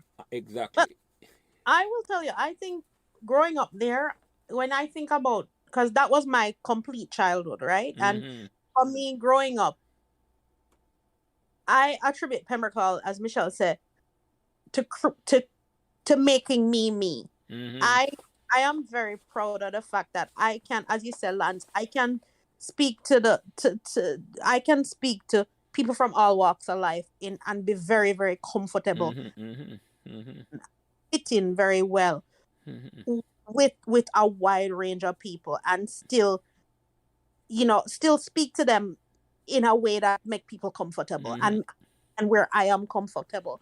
And I think that's because that's what we had, right? That's what we had growing up, you know? And so we were able to relate to just all aspects of society, people from all walks of life. And I attribute that to growing up in that community environment in Pembroke. Yeah. No, I felt the same way, man. I felt the same way. Lance, this is Michelle. Now that Jill knew you and Nikki were talking, and I started to think about it. Beside us, if you think about it, beside us was Mr. Salmon. Mr. Salmon was what? The director? Was really like chief financial officer at Petrodam? At ESSO, at Petrodam. Petrodam, right? Right. And at the other side, he was the secretary of the Bank of Jamaica. These were people right beside me. Across from me was Ray. Ray, you know, these guys, and probably one of the baddest men, probably for all we know. Ambassador. You know, there were all sorts of people around. Yeah. As you said, the variety. Yeah, man. Yeah. went from the very educated to the very lowest educated. Yeah, man, and you would know. No. We meet up as Pembroke people and you wouldn't know. Or you know, if I ask somebody to say, show me a paper that show me a credential where you come from. All you want was a Pembroke and that's it. Yeah. You're right. Probably that's helped us to be comfortable. Yeah. You never know the person because of my work that's I'm going to school. They say, no, man, a Pembroke live, and that was it. And that was it, man. That was it. Yeah. So Gillian, any special memory? Because I have a couple more questions for you, but I want to ask you and Nikki a special memory about Pembroke first. Besides the riding of the bicycle, that was sheer glee. For me, at least. Gillian, now tell you about the time when we crashed, you know. But that's Or the time when I fell off in front of Queensberry. I'm there racing. Call myself racing. And fell off and dropped in front of all those boys in Queensberry. And they did come to help. Oh, you said... Hold on. Them come for help. Yes. You know what happened if me a ride and drop off at the bicycle?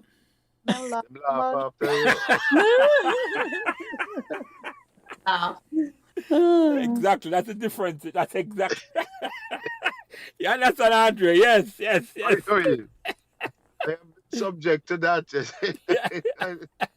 Unless it's a serious injury. You know, but yeah, it's a different thing. So yeah. I fell off. But I mean, in terms of, like, I was addressing the whole safety issue, feeling safe, even though we know what the situation was like in Jamaica. For some reason, when you're here, when I was growing up in Pembroke, yes, you hear your stories here and there, but you still felt a sense of being safe. That you would be okay. Yes, without a doubt, Gillian's like a different world. No, Pembroke was like a different world. It was. And that like we never live uptown, you know. It wasn't uptown we live. We live right in the middle, close to all whole heap of different Waterhouse just cross the road, Marvel just cross the road, and it's like it never mattered. We felt so safe. I know what you're talking about. And you took the bus and you walk in from Malines Road and walk all that way, and that's different hours. You know, we used to go through Melbourne, go through Aki Walk. And long afterwards, I realized Aki Walk and on Pembroke. Yeah. You follow me? I said it's like long. And when we finally realized that, Andrea, when my son go prep school, and there was a gas riot. When I remember time we used to have a gas riot. Yes. I mean, I come home, drop down to prep school, and I come home back now, Mr. Ratted. This don't look right, you know. We say them start Black Road or Aki, I say, go back for them, go pick them up. We could have barely come through. At the time, I realized how Pembroke is different, you know. Kind of man never Black Road or Pembroke. No Black Road now going to Pembroke to say this or that. We were insulated from that type of activity. I know next thing again with Pembroke, and I come to you, Nikki. Nobody never asks about which political party him vote for. The only P interested in, I say, Pembroke. There's no... I don't know on political affiliation. I never ask, I never interested at all. I don't care have a robust debate about anything. I will never fight at one another at all. That to me was... Yeah, that's true. Yeah. And Pembroke had such an abundance of trees. As a side note, I was just like, my gosh, everything grew there. Yeah. And Ray, for the record, Michelle, it's Ray Riley you're talking about, Pat Riley's son? Yes. Because his mother was the first camera woman, I think, in Jamaica. Yes. And because I work at when my father worked at JBC at the time, so she probably would have known my father. So yeah. We had on Lance, we had two Rays, Little Ray and Big Ray. He was Little Ray. Oh. And Big Ray was a brother or something? No. Big Ray wasn't Big Ray was one of the protectors. Okay. And Big Ray was big Ray because I'm size or the same age? No, age. Him did longer and tall and skinny. He was tall and skinny, but his age. Yeah. Okay. Yeah. Well, let me ask you something before we come to Nikki, because that's something, and Michelle asked Andre, I think, before we start recording about nickname. And this is something I have to ask, because the other girl that came on, the first female that came on the podcast, Scott, her name, Odette, thank you, Andre. I'm going to ask Odette, only to know, girls don't get girls' nickname. Nope. No, we don't. And tell me, 4 females on the line, because it's a common thing with boys. It's almost like a rites of passage, you know. If you don't have a nickname, you know, you don't really belong, you know. That's explain that to me, you know. Why, Mom? Is that a common thing that girls don't use nickname at all? Just doesn't stick. I don't stick. No, I think it's a common thing. Because I remember we tried as girls that Saints used to give each other in our little circle, in my circle, nicknames, but it never stick. It just never stick. Yeah. We never try. We never tried. But may I ask a question a different way then? Or do you know the man them nickname? Or do you know, because the other day Andrea talked to somebody, you know. Yeah. Yes, we did. Or do because Andrea talked to somebody there and them say, a Pantry sister that. And she say, who name Pantry? Because no for the man them, a nickname we know them by. Nickname. So, I know a nickname. I want to get familiar with nickname. You know all of the boys them nickname? Yes. So yeah, we would know them because Lance, you would have called each other on a nickname in front of us, so we would know them. Well, that's you true. get to know it. That's true. That. Because we call, I say I saw him name and I say, who that Lance? Yeah, that's true. That's Yes, true. you would have said that. So we knew your name. Them used to call you Jelly, but we wouldn't call you Jelly.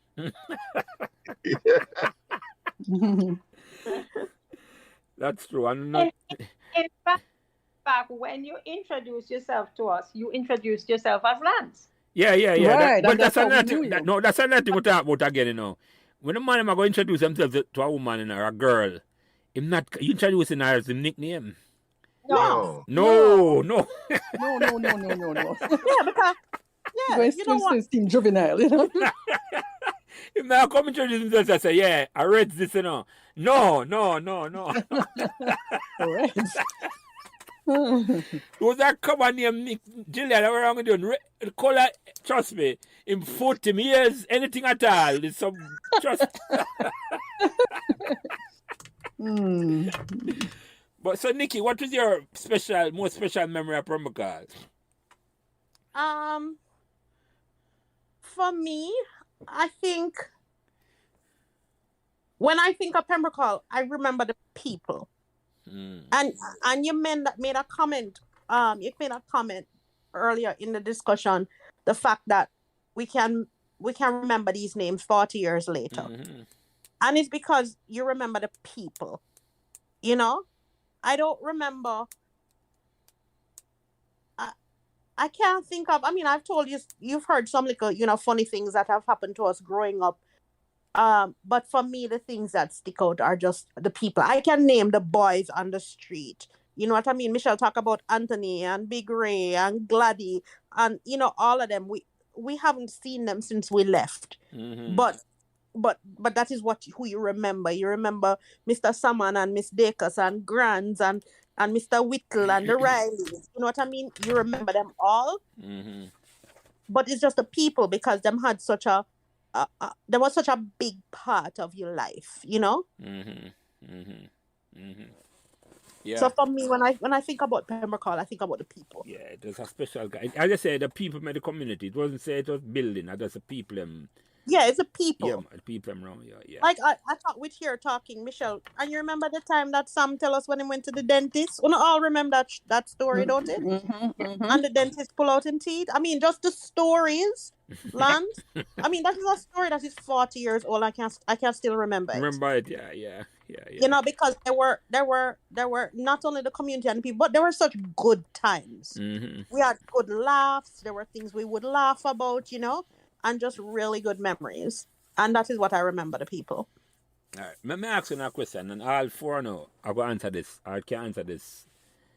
When we live on the other side of Pembroke, let me say, we have our shop. We have about 3 or 4 shops. I mean, like a whole shop. When you have in the shop, they're around Pafuna ends when you say we're at it. When you need a pound of rice. Yes, we did. On Annandale. On Annandale. Okay. Yeah. So, okay. Really? There was a shop on Annandale? Yeah. Yes, a little house shop, yes. I've been there. Middle. It was in the middle. And on Pembroke Tribe, they had a sewing shop. Yeah, the mother little lady that sew. Mommy used to sew. And I can't tell how much time we have for walk for get needle. Needle or thread or zip. And zip and go make the button hole and all of the something there, yes. No. Yeah. And she have that section well grilled up and she open a tiny grill just to talk to you. Yeah. Cover your hand out. That's below the church. Yeah, just below the on Pembroke Drive. On Pembroke Drive. You say It's hit to go. beside Lushy. No, The- further up. No, the woods were further down. Right. The shop is actually further up on Pembroke Drive. Not far from the church. Yeah, few houses down from the church. Should know. I wasn't aware because I live around that side. I just shop them around that side. But our shop, well, there was a shop close to the primary school, Mr. Lindsay shop, well known to anybody who go Pembroke Primary. Because when we just started primary school, we could have buy 25 cents could I buy my lunch, Michelle. 5 cent bun, 5 cent cheese, and a drinks. And that and the bun and cheese was selling. When I look on that, at that time I know it's inflation wicked. What? Eh? Yeah, no, there was a one shop down there at Annandale. And then the supermarket came. And then who? And then they had the supermarket afterwards. Yeah, the supermarket in the middle of Pembroke. Yes. Yeah, I remember that. Yeah, going there. Yeah, that was close to where me live on the other side. But that when you go to supermarket, it's like a uptown you go and all them things. Like the shop them. Yeah. I couldn't go to the supermarket, go ask you a pound of saltfish. No. No. Or a half pound. I tell them say you want half a bread. You couldn't. A big Gilla oil. Right, and take out the thing, the measuring cup and throw the oil in front of exactly. Oh boy. Oh my God. Exactly. But let me ask you something else though. It's like, you remember when the John man used to come through Pembroke? Yes. No, I don't. I don't know. Only the broom man. Very, very early. Before long time ago when it was Duncan, at the very beginning. I remember it. It was a long time ago. Yeah, I don't remember that at all. I don't have any recollection of that. Yeah, that probably fade away after a while. But I remember it. You don't remember it, Michelle? Yes, I remember it because at the same time I can remember when we had the trees at the park. with trees. We had Which the trees? triangle. Did you know we had a trees around there? But they were always there. They were always there. No, they they never moved the trees. They cut it down right before Grands. There was a tree there. I thought it was still there. No, they cut it down. Michelle, when? Right before Grands? But when? But they had trees on that triangle. I know that. I just remember that tree because I climbed that tree. And You climb on the park? Couldn't come. no. Oh, mommy, let you climb it. Yeah. How is that possible? And can you imagine now? That is the reason why I had to lock her in. Yeah. Michelle was a tomboy, mommy, right? Yes. Okay, I hear you. That explains the missing tree. Mommy, I arrange to get the tree cut though. 'Cause I have some parents sit away there, you know. Them say the children them I go out of style and say, you know what? I can't change the area, but I can't change the environment. So you just arrange for somebody from down a water commission from cut down the tree. That must have been it. Because how come it's Nikki and I can't? In fact, this thing, remember, this is how I remember it, you know. I got bee sting on that tree. Oh. Yeah, Mommy must have... bees are wasps, Michelle. Wasp. You know me, I said bees, yes. Yeah, Wasp. yeah Wasp. Michelle a real tomboy for true. 'Cause I climb on tree and I get wasting. I'm boiting them then, seriously. The only tree I remember climbing was a breadfruit tree in the backyard. Yeah. And I was climbing the cherry tree. And I get scratched up. And the mango. Yes, I remember yeah, go ahead. You don't remember running around the triangle? Sometimes we used to have some race around the triangle. No. I do remember. I don't remember that. But Yes. mommy wasn't there. No, mommy wasn't there. So you took us out of the house. I mean, Mama was at work.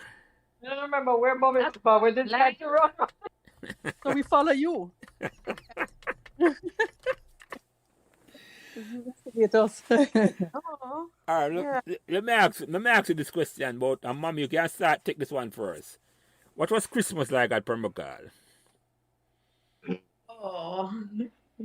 We never usually spend Christmas Day at home. I always go to my dad for Christmas. That's up in Glengarve. Right. Yeah. Leading on to Christmas, lots of presents and things like that. And the cake. Remember that black cake and thing like that? I'm Rum, sorry. yeah, sorry. And Sorry, yeah. very, very good. Mm-hmm. Family. Family again, yeah. Yes. And you, Michelle, your memories of Christmas at Pembroke? My memories of Christmas include something that we used to do all the time. So we used to go all the time. The day before is Christmas Eve. Yeah, To Christmas Eve we used to go to the mall. Caroling. No, to the mall. But like where Lee's Fifth Avenue was up there. Like Right. half a tree, yeah. Yeah.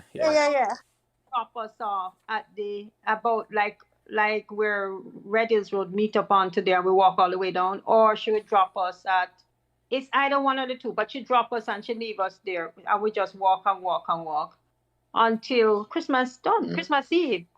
So until Christmas Day. So start up like till about 12. That was our only little time that we could meet up with everybody and you're in the mall together. I remember that distinctly. Those were the best times.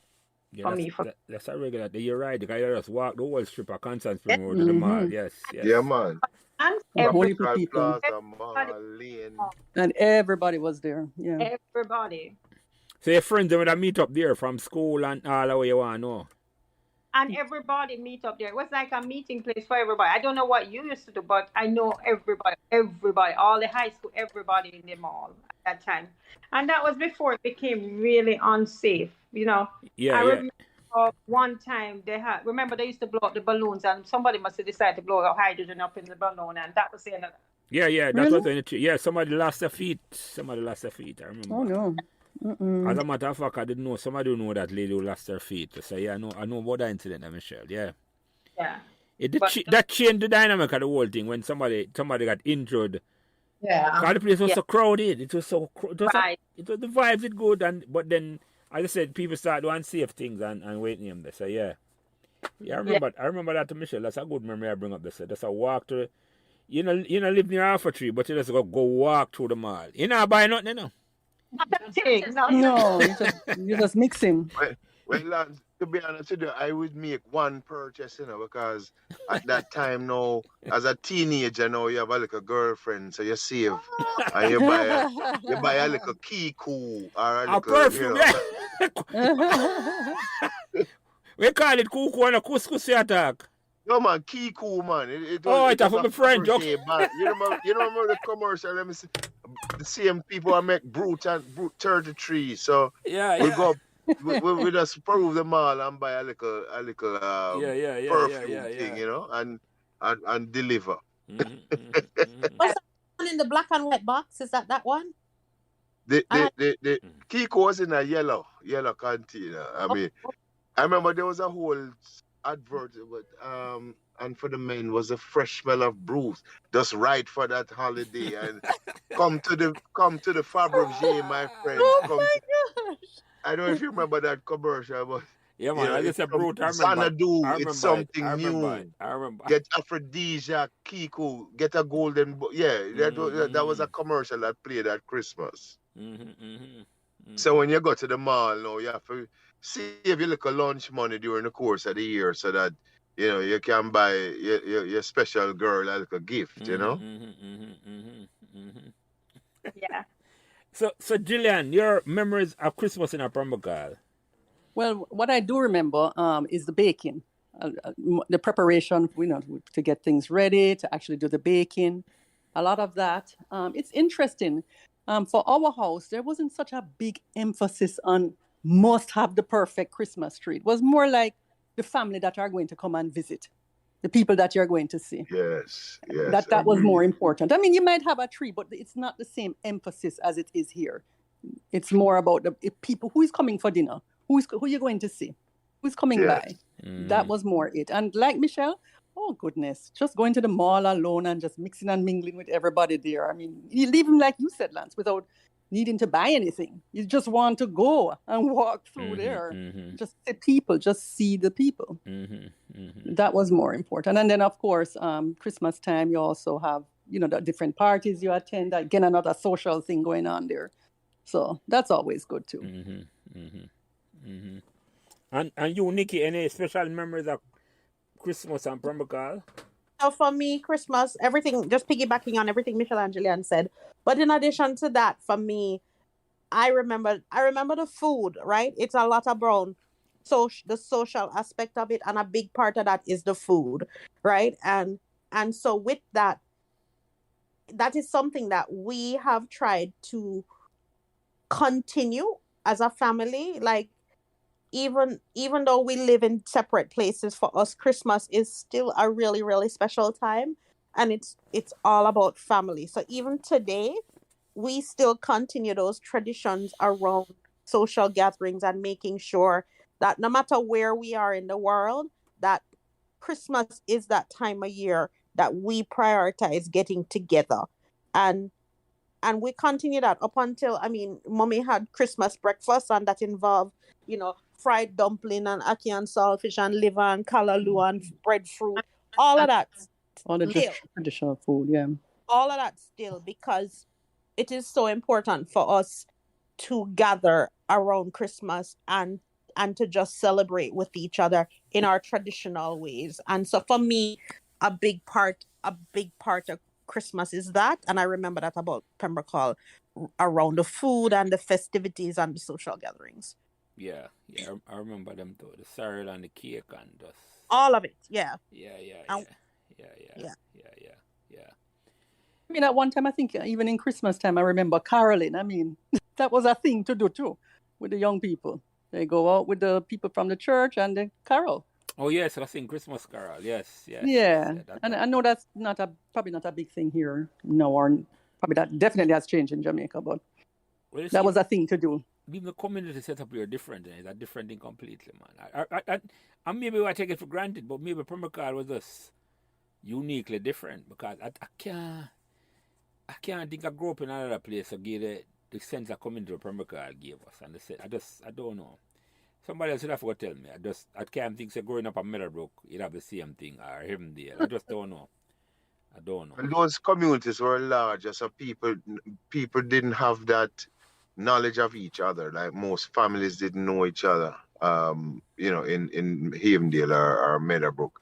Whereas it was more a closer knit community in Pembroke, and I guess because a lot of parents worked in the same environment, they had knowledge of each other, and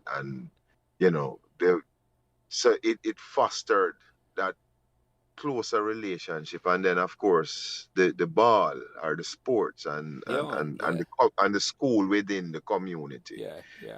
To I can't to Philip and Philip course with me sometime. Nikki and Michelle and Gillian and Mommy and Philip said Pembroke is like an all-inclusive community. It's like you never have to leave, forget nothing at all. Everything you want is in a Pembroke. True. In a Pembroke, so yeah.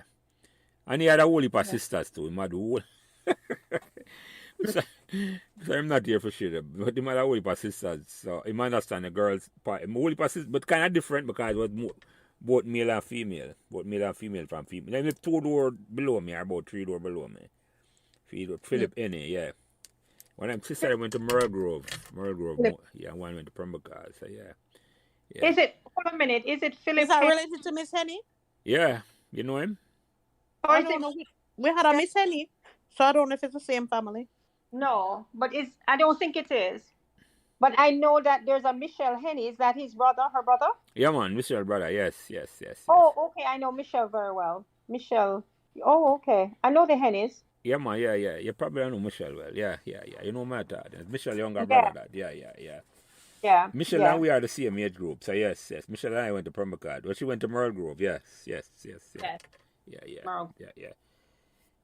Anyway, ladies, that's simple as I take it in over there talk for 2 hours. So I'm kind of asking a couple of last questions in terms of say, I'm going to go around the table and ask you the question. And moms, you first may ask same question I ask, I don't know. Mm-hmm. Is there any question or anything you want to bring up? Because a lot of time people come on this podcast, or conversation, not podcast. And when them leave, they must say, boy, the one land if I'm not asking a question there, I want to him.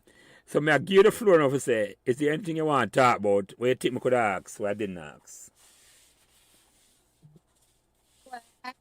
personally think that you did a good job. You covered nearly everything or most things, so I'll think about it, and if anything, I'll come back. And Michelle, the same thing for you. Anything where you want, could not even a question, anything you want to comment on, the floor are yours.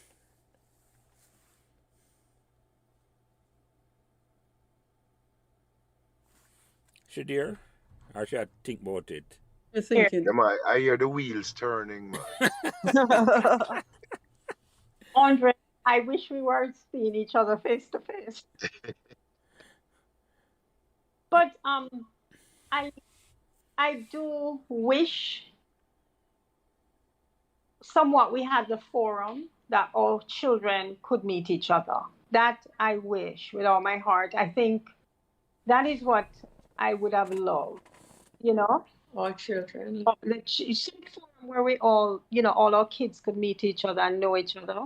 Oh, And see us all together, because it's such a good vibe that we had growing up in Pembroke. And Agreed.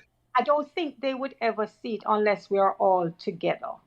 That's true. And they see the comradeship, because it's such a different vibe and a different energy. They're sitting together. So I hope that, I don't know, maybe there's a way we could have something that we all meet, or get to meet, I don't know. We're not a school like you could say, okay, Excelsior meet or Casey meet, but it would have been nice to see us all meet and the kids see us and see what we were like at that age, because it's interesting to see the dynamics, Yeah.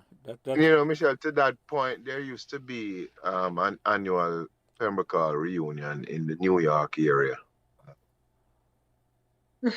And that has discontinued now for a number of years. So, just like this conversation starts a lot of memories, maybe it's some of the people who hold that connection, like yourself and Lance and Patrick, my classmate, will, eventually say, well, listen, we can have a reunion and invite people and their families, because it's just like it was then. It's a family-oriented mindset now, and so that could still happen.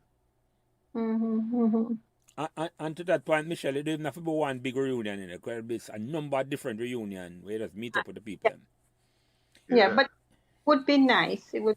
No, I agree with you. I feel the energy exactly what you say. I know exactly what you feel. So I know what you're talking about. So yeah. Because our kids don't get to see that energy, and it's an amazing energy to see it. It is. And I hear it on these conversations, when they talk and I laugh and I remember certain things. And it's like, when them hear this, they might go wonder, say, when them laugh about so, them fine, so. They say they never grow up a Pembroke, and not quite understand it, but listen. listen. So, Gillian, any question or anything you want to say, what you think we could have bring up? Or we never bring up at all, or anything? Well, let me start off by saying thank you for including us in this podcast. I mean, it was really kind of eye-opening, a lot of fun. Definitely enjoyed it. In terms of questions or comments, I think we have said so much. I don't really have anything specific right now. I have to think about it a little bit longer. But definitely thanks for giving us this opportunity, both you and Andre. Andre. Yeah, man. And you, Nikki, the same question go to you in terms of, say, is there anything where you want to bring up, any question in the memories, anything where you think me leave out, or any question where you think me could have asked? I don't know if it's I said any questions you'd ask. I'll echo what Gillian says, right? In terms of giving us the opportunity to have this conversation, because I think what it has done, Lance, right? I mean, I know it was designed around talking about Pembroke, but what it has done, it is highlighted just the importance of community, right? Because just listen to us. We've been talking here for a long time, right? I don't think any of us feels like this has been as long as we've been talking. But because of the community and the friendship and the common ground that we have to go over, right? look how easy this conversation has been, right? And I think it just highlights the importance of community, and in a really, really good way. You know what I mean? So we've gotten so much from this conversation besides just talking about Pembroke Hall, right? Because I think what we've all would agree is that Pembroke Hall has shaped who we all are as individuals, as adults, right? And what we carry through with our kids and with our families, and how we conduct ourselves, and how well-rounded I think all of us are. You know, so it's been a really good discussion and just a really great opportunity to highlight the importance of that kind of community. Yeah, thank you. Andre, anything you think we could have asked and leave out there?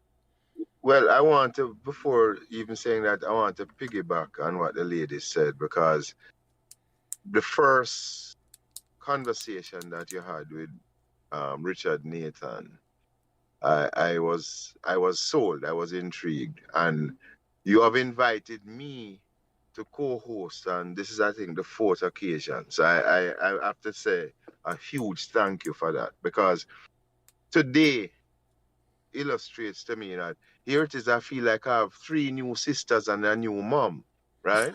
And it really, it speaks to the commonality of the mindset in Pembroke Hall, that we feel like, you know, I knew I was raised in a very wholesome family, a great home, and it's very apparent that the same is true for everybody on the call.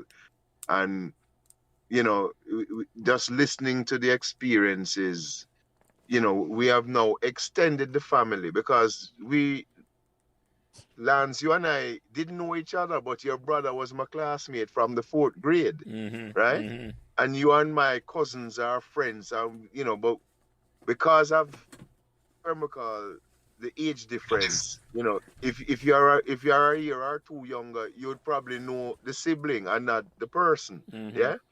And so these conversations now give us a chance to expand the relationships and to learn more about people that perhaps you saw at a distance, you know, and now you can hear and listen to their experiences. So it's wonderful what you're doing, my brother, and I'm happy to be a part of it, and I'm overjoyed to have met these ladies today.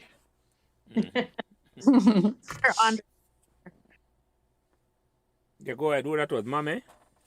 That was Nikki. me. Okay. You, Andre. Well, I have one last question. I have one last question for all of you. Last question, and I just get this question from last night. I was talking to my friends from Meadowbrook, and I same question I asked him, and him give me that question after I asked, and I said, Jelly, why never ask? Well, Jelly, them call me a Meadowbrook mostly. I'm going to ask, I start with you, Nikki.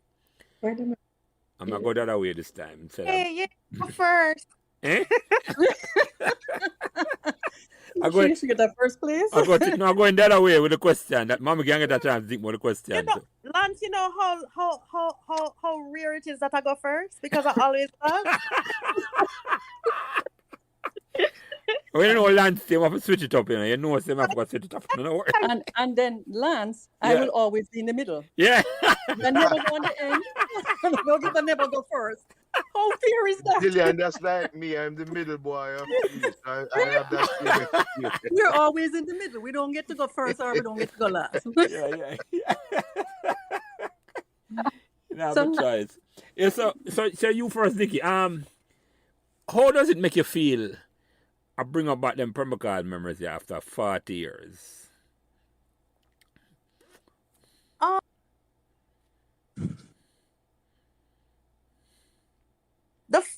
That we have such clear memories it makes me feel really, really, I think the word is whole, right? Because it was a huge part of our lives, right? A huge part of our lives.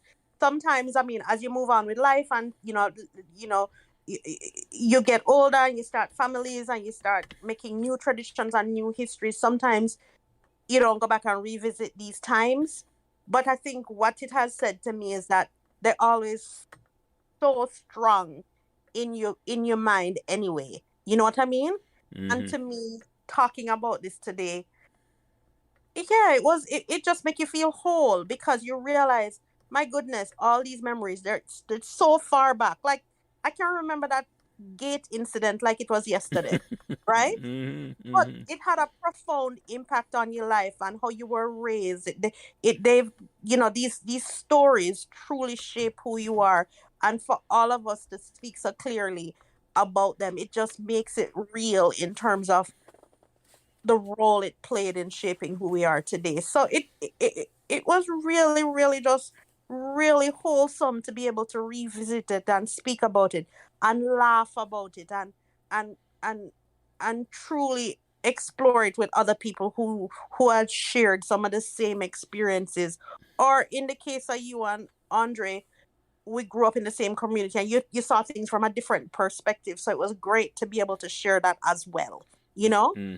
So, yeah, just really a wholesome experience, Lance. And you, Gillian, the question, how it make you feel? I bring up back all these memories after 40 years. I grew up in a Pembroke. 40, 50 years, really, yeah. Right. Okay. Almost similar to Nikki, but for me, it has been refreshing and enlightening. Refreshing in terms of, you get to revisit these memories. You understand that you're not the only one who has these memories. There are other people. There's you and Andre who have similar memories. Might not be the exact same thing, but similar. And enlightening because your perspective might be different from mine. And I just find it makes you feel that where you were raised and how you were raised and who you were raised around, it really, really matters. And it has just been a blessing, and an honor almost to be living in the era that you were when you were a child. I'm always grateful.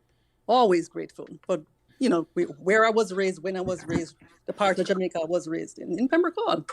Yeah, man. That's how I feel about it, too. Yeah.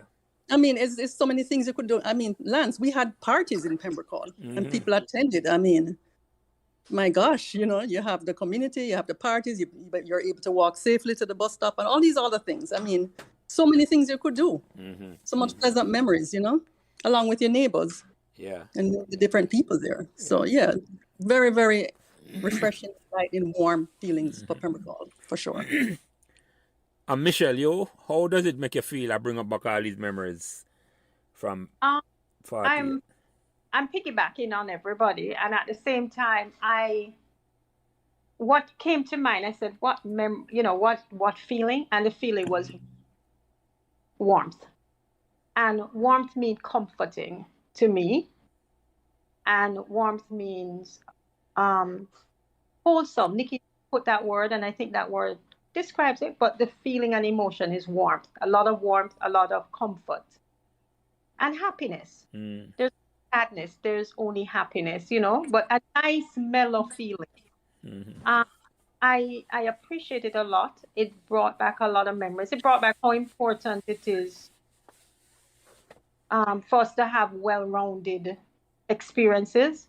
And I think family was extended to beyond. That's what it brought out to me. Family was extended to beyond my immediate family and to the community. How important that was. And then, you know what? I think what came home to us well when we're talking is the importance of being able to not be clustered, not be cloaked, but be allowed to be free, to think, to explore, to walk by yourself, to be able to do all of that is something that's so necessary. With space, we needed space, and I think what that community is a different. It gives you space in a free environment that you could not feel unsafe. So I loved it. I enjoyed it, and warmth, I think, is the emotion that came. Yeah. And you, mommy, what make you feel? I bring back all these memories. Oh, and you're the first mother on this program, so those memories were just great. I thank you very much for having me, being the first mother, and it caused me to look back and say, did I do something right or did I do something wrong?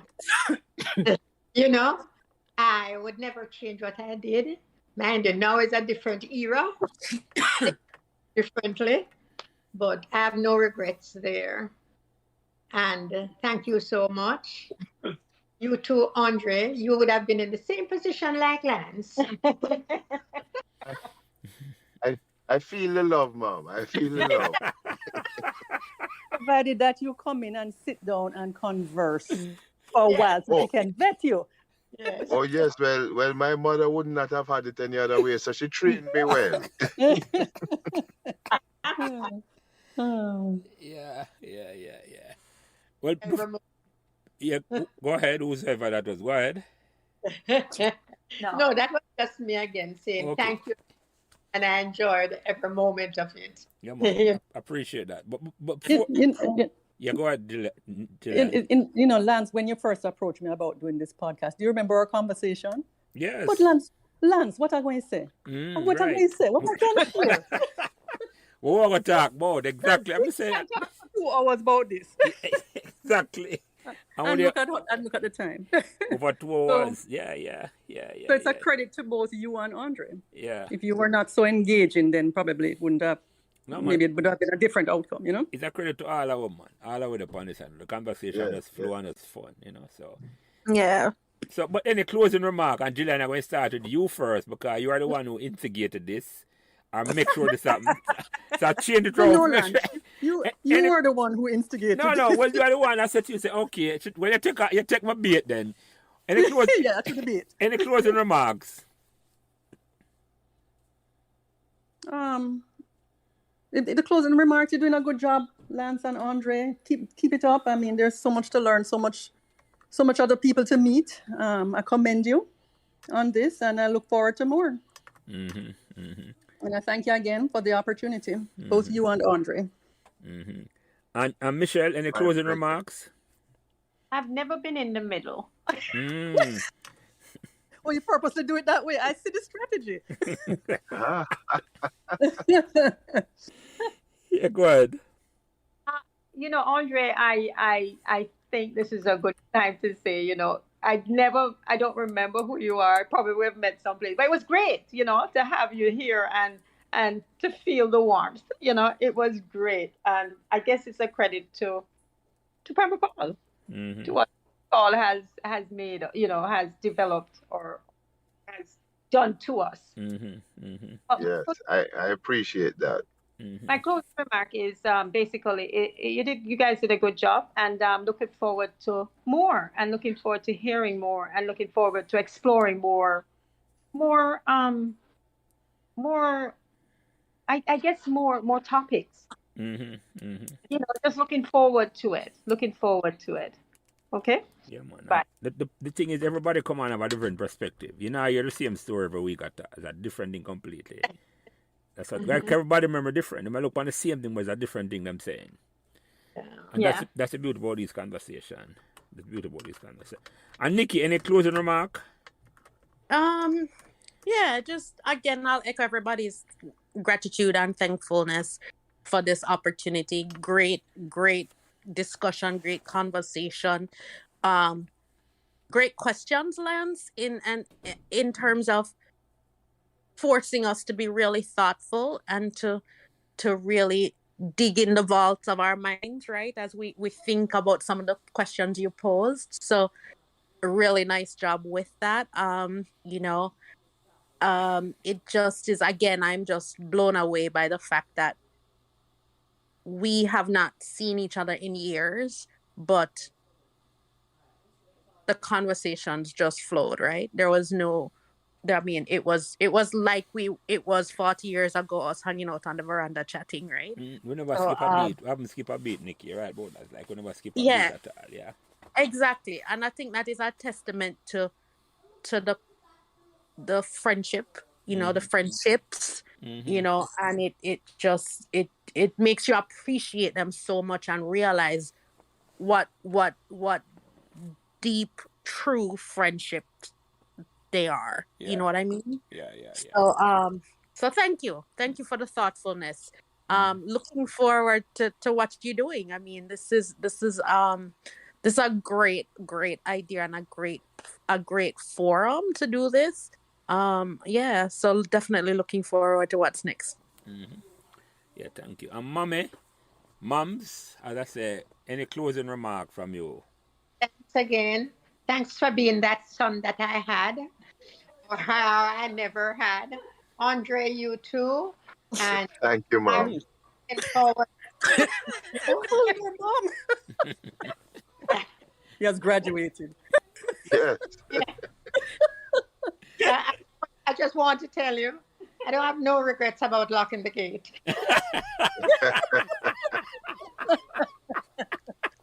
Andre, before I ask about in the closing remark, what I can remember most about this conversation is Nikki and Gillian and Michelle crossing that pipe at Queensbury. You know, them dress and school uniform. I said, but me climb up, I don't want to do it, but anyway, I'll leave it. When we see you again, we will demonstrate. Yes, yes. There is a strategy. And that's what Michelle has said, want for meet up. That's exactly what Michelle means by want for meet up. Because I have to show you how we did it. let's just show them a story. Yeah. Yes. Yeah. God help us if your foot gets stuck. God help you if your foot gets stuck. So, Andre, any closing remark before I close this out? Yeah. Yeah, I want to say that these conversations have forced me to the realization that all my years in Jamaica, my formative years were in Pembroke. I migrated in 1977, right after high school, and so from 62 to 77, my family lived in Pembroke, and it has helped to shape who I am today. And so I have to give credit to the community, and I believe the ladies used a lot of adjectives: warmth, community, safety. All of these things combine to or conspire to describe Pembroke Hall, and you know, we will forever be indebted to the community that we were fortunate enough to be a part of. Yeah. And so when we talk about it, we realize that these memories are being indelibly etched in our minds, because you know, once the conversation starts, it flows, and we can recall them with ease. So that is, I'm looking forward to more of this, you know, great fond anticipation. So I thank you and the ladies on the call, and I'm fortunate to be a part of the conversation that included the first mom. So, you know, that's awesome.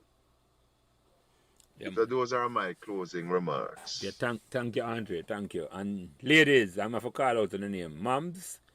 And you know, when you say the name Gloria, I remember said that's your, I remember your name as that. Mrs. Hylton. Mom. Right? Michelle Hylton. Turnbull, as she put on her thing. Gillian Hylton.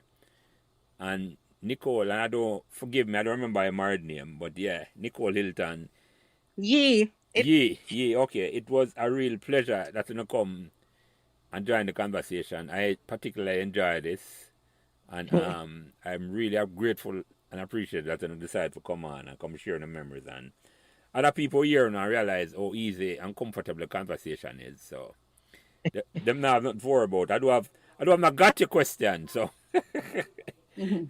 No, got to go. That's not this is about. It's about those memories and pleasant memories. That's all it's about. So I thank you for coming, Andre. Thank you for coming on a short notice. As I say, I call you Friday because Philip couldn't come, and I appreciate you coming on. And God bless all the way. God bless all on the Hylton clan, as I call you, Andre. And thank you for coming. Thank you for coming. Thank you, Lance. Yeah, man. Thank you. Thank you, Lance and Andre. All right. Thank you, Andre. It was a wonderful experience, ladies. Yeah, man. All right, thanks. Mm-hmm. All right then. Yeah, man. Bye-bye. Bye. Thanks for listening to Pembroke Memories podcast. And remember to give us all the support you can on whatever social media platform you are listening. A special thanks to my production manager, Kyle Prince, who takes care of everything involved in getting the podcast out every week. And without him, I would not be able to do what I love doing every week, having memorable conversation about Pembroke. Thanks.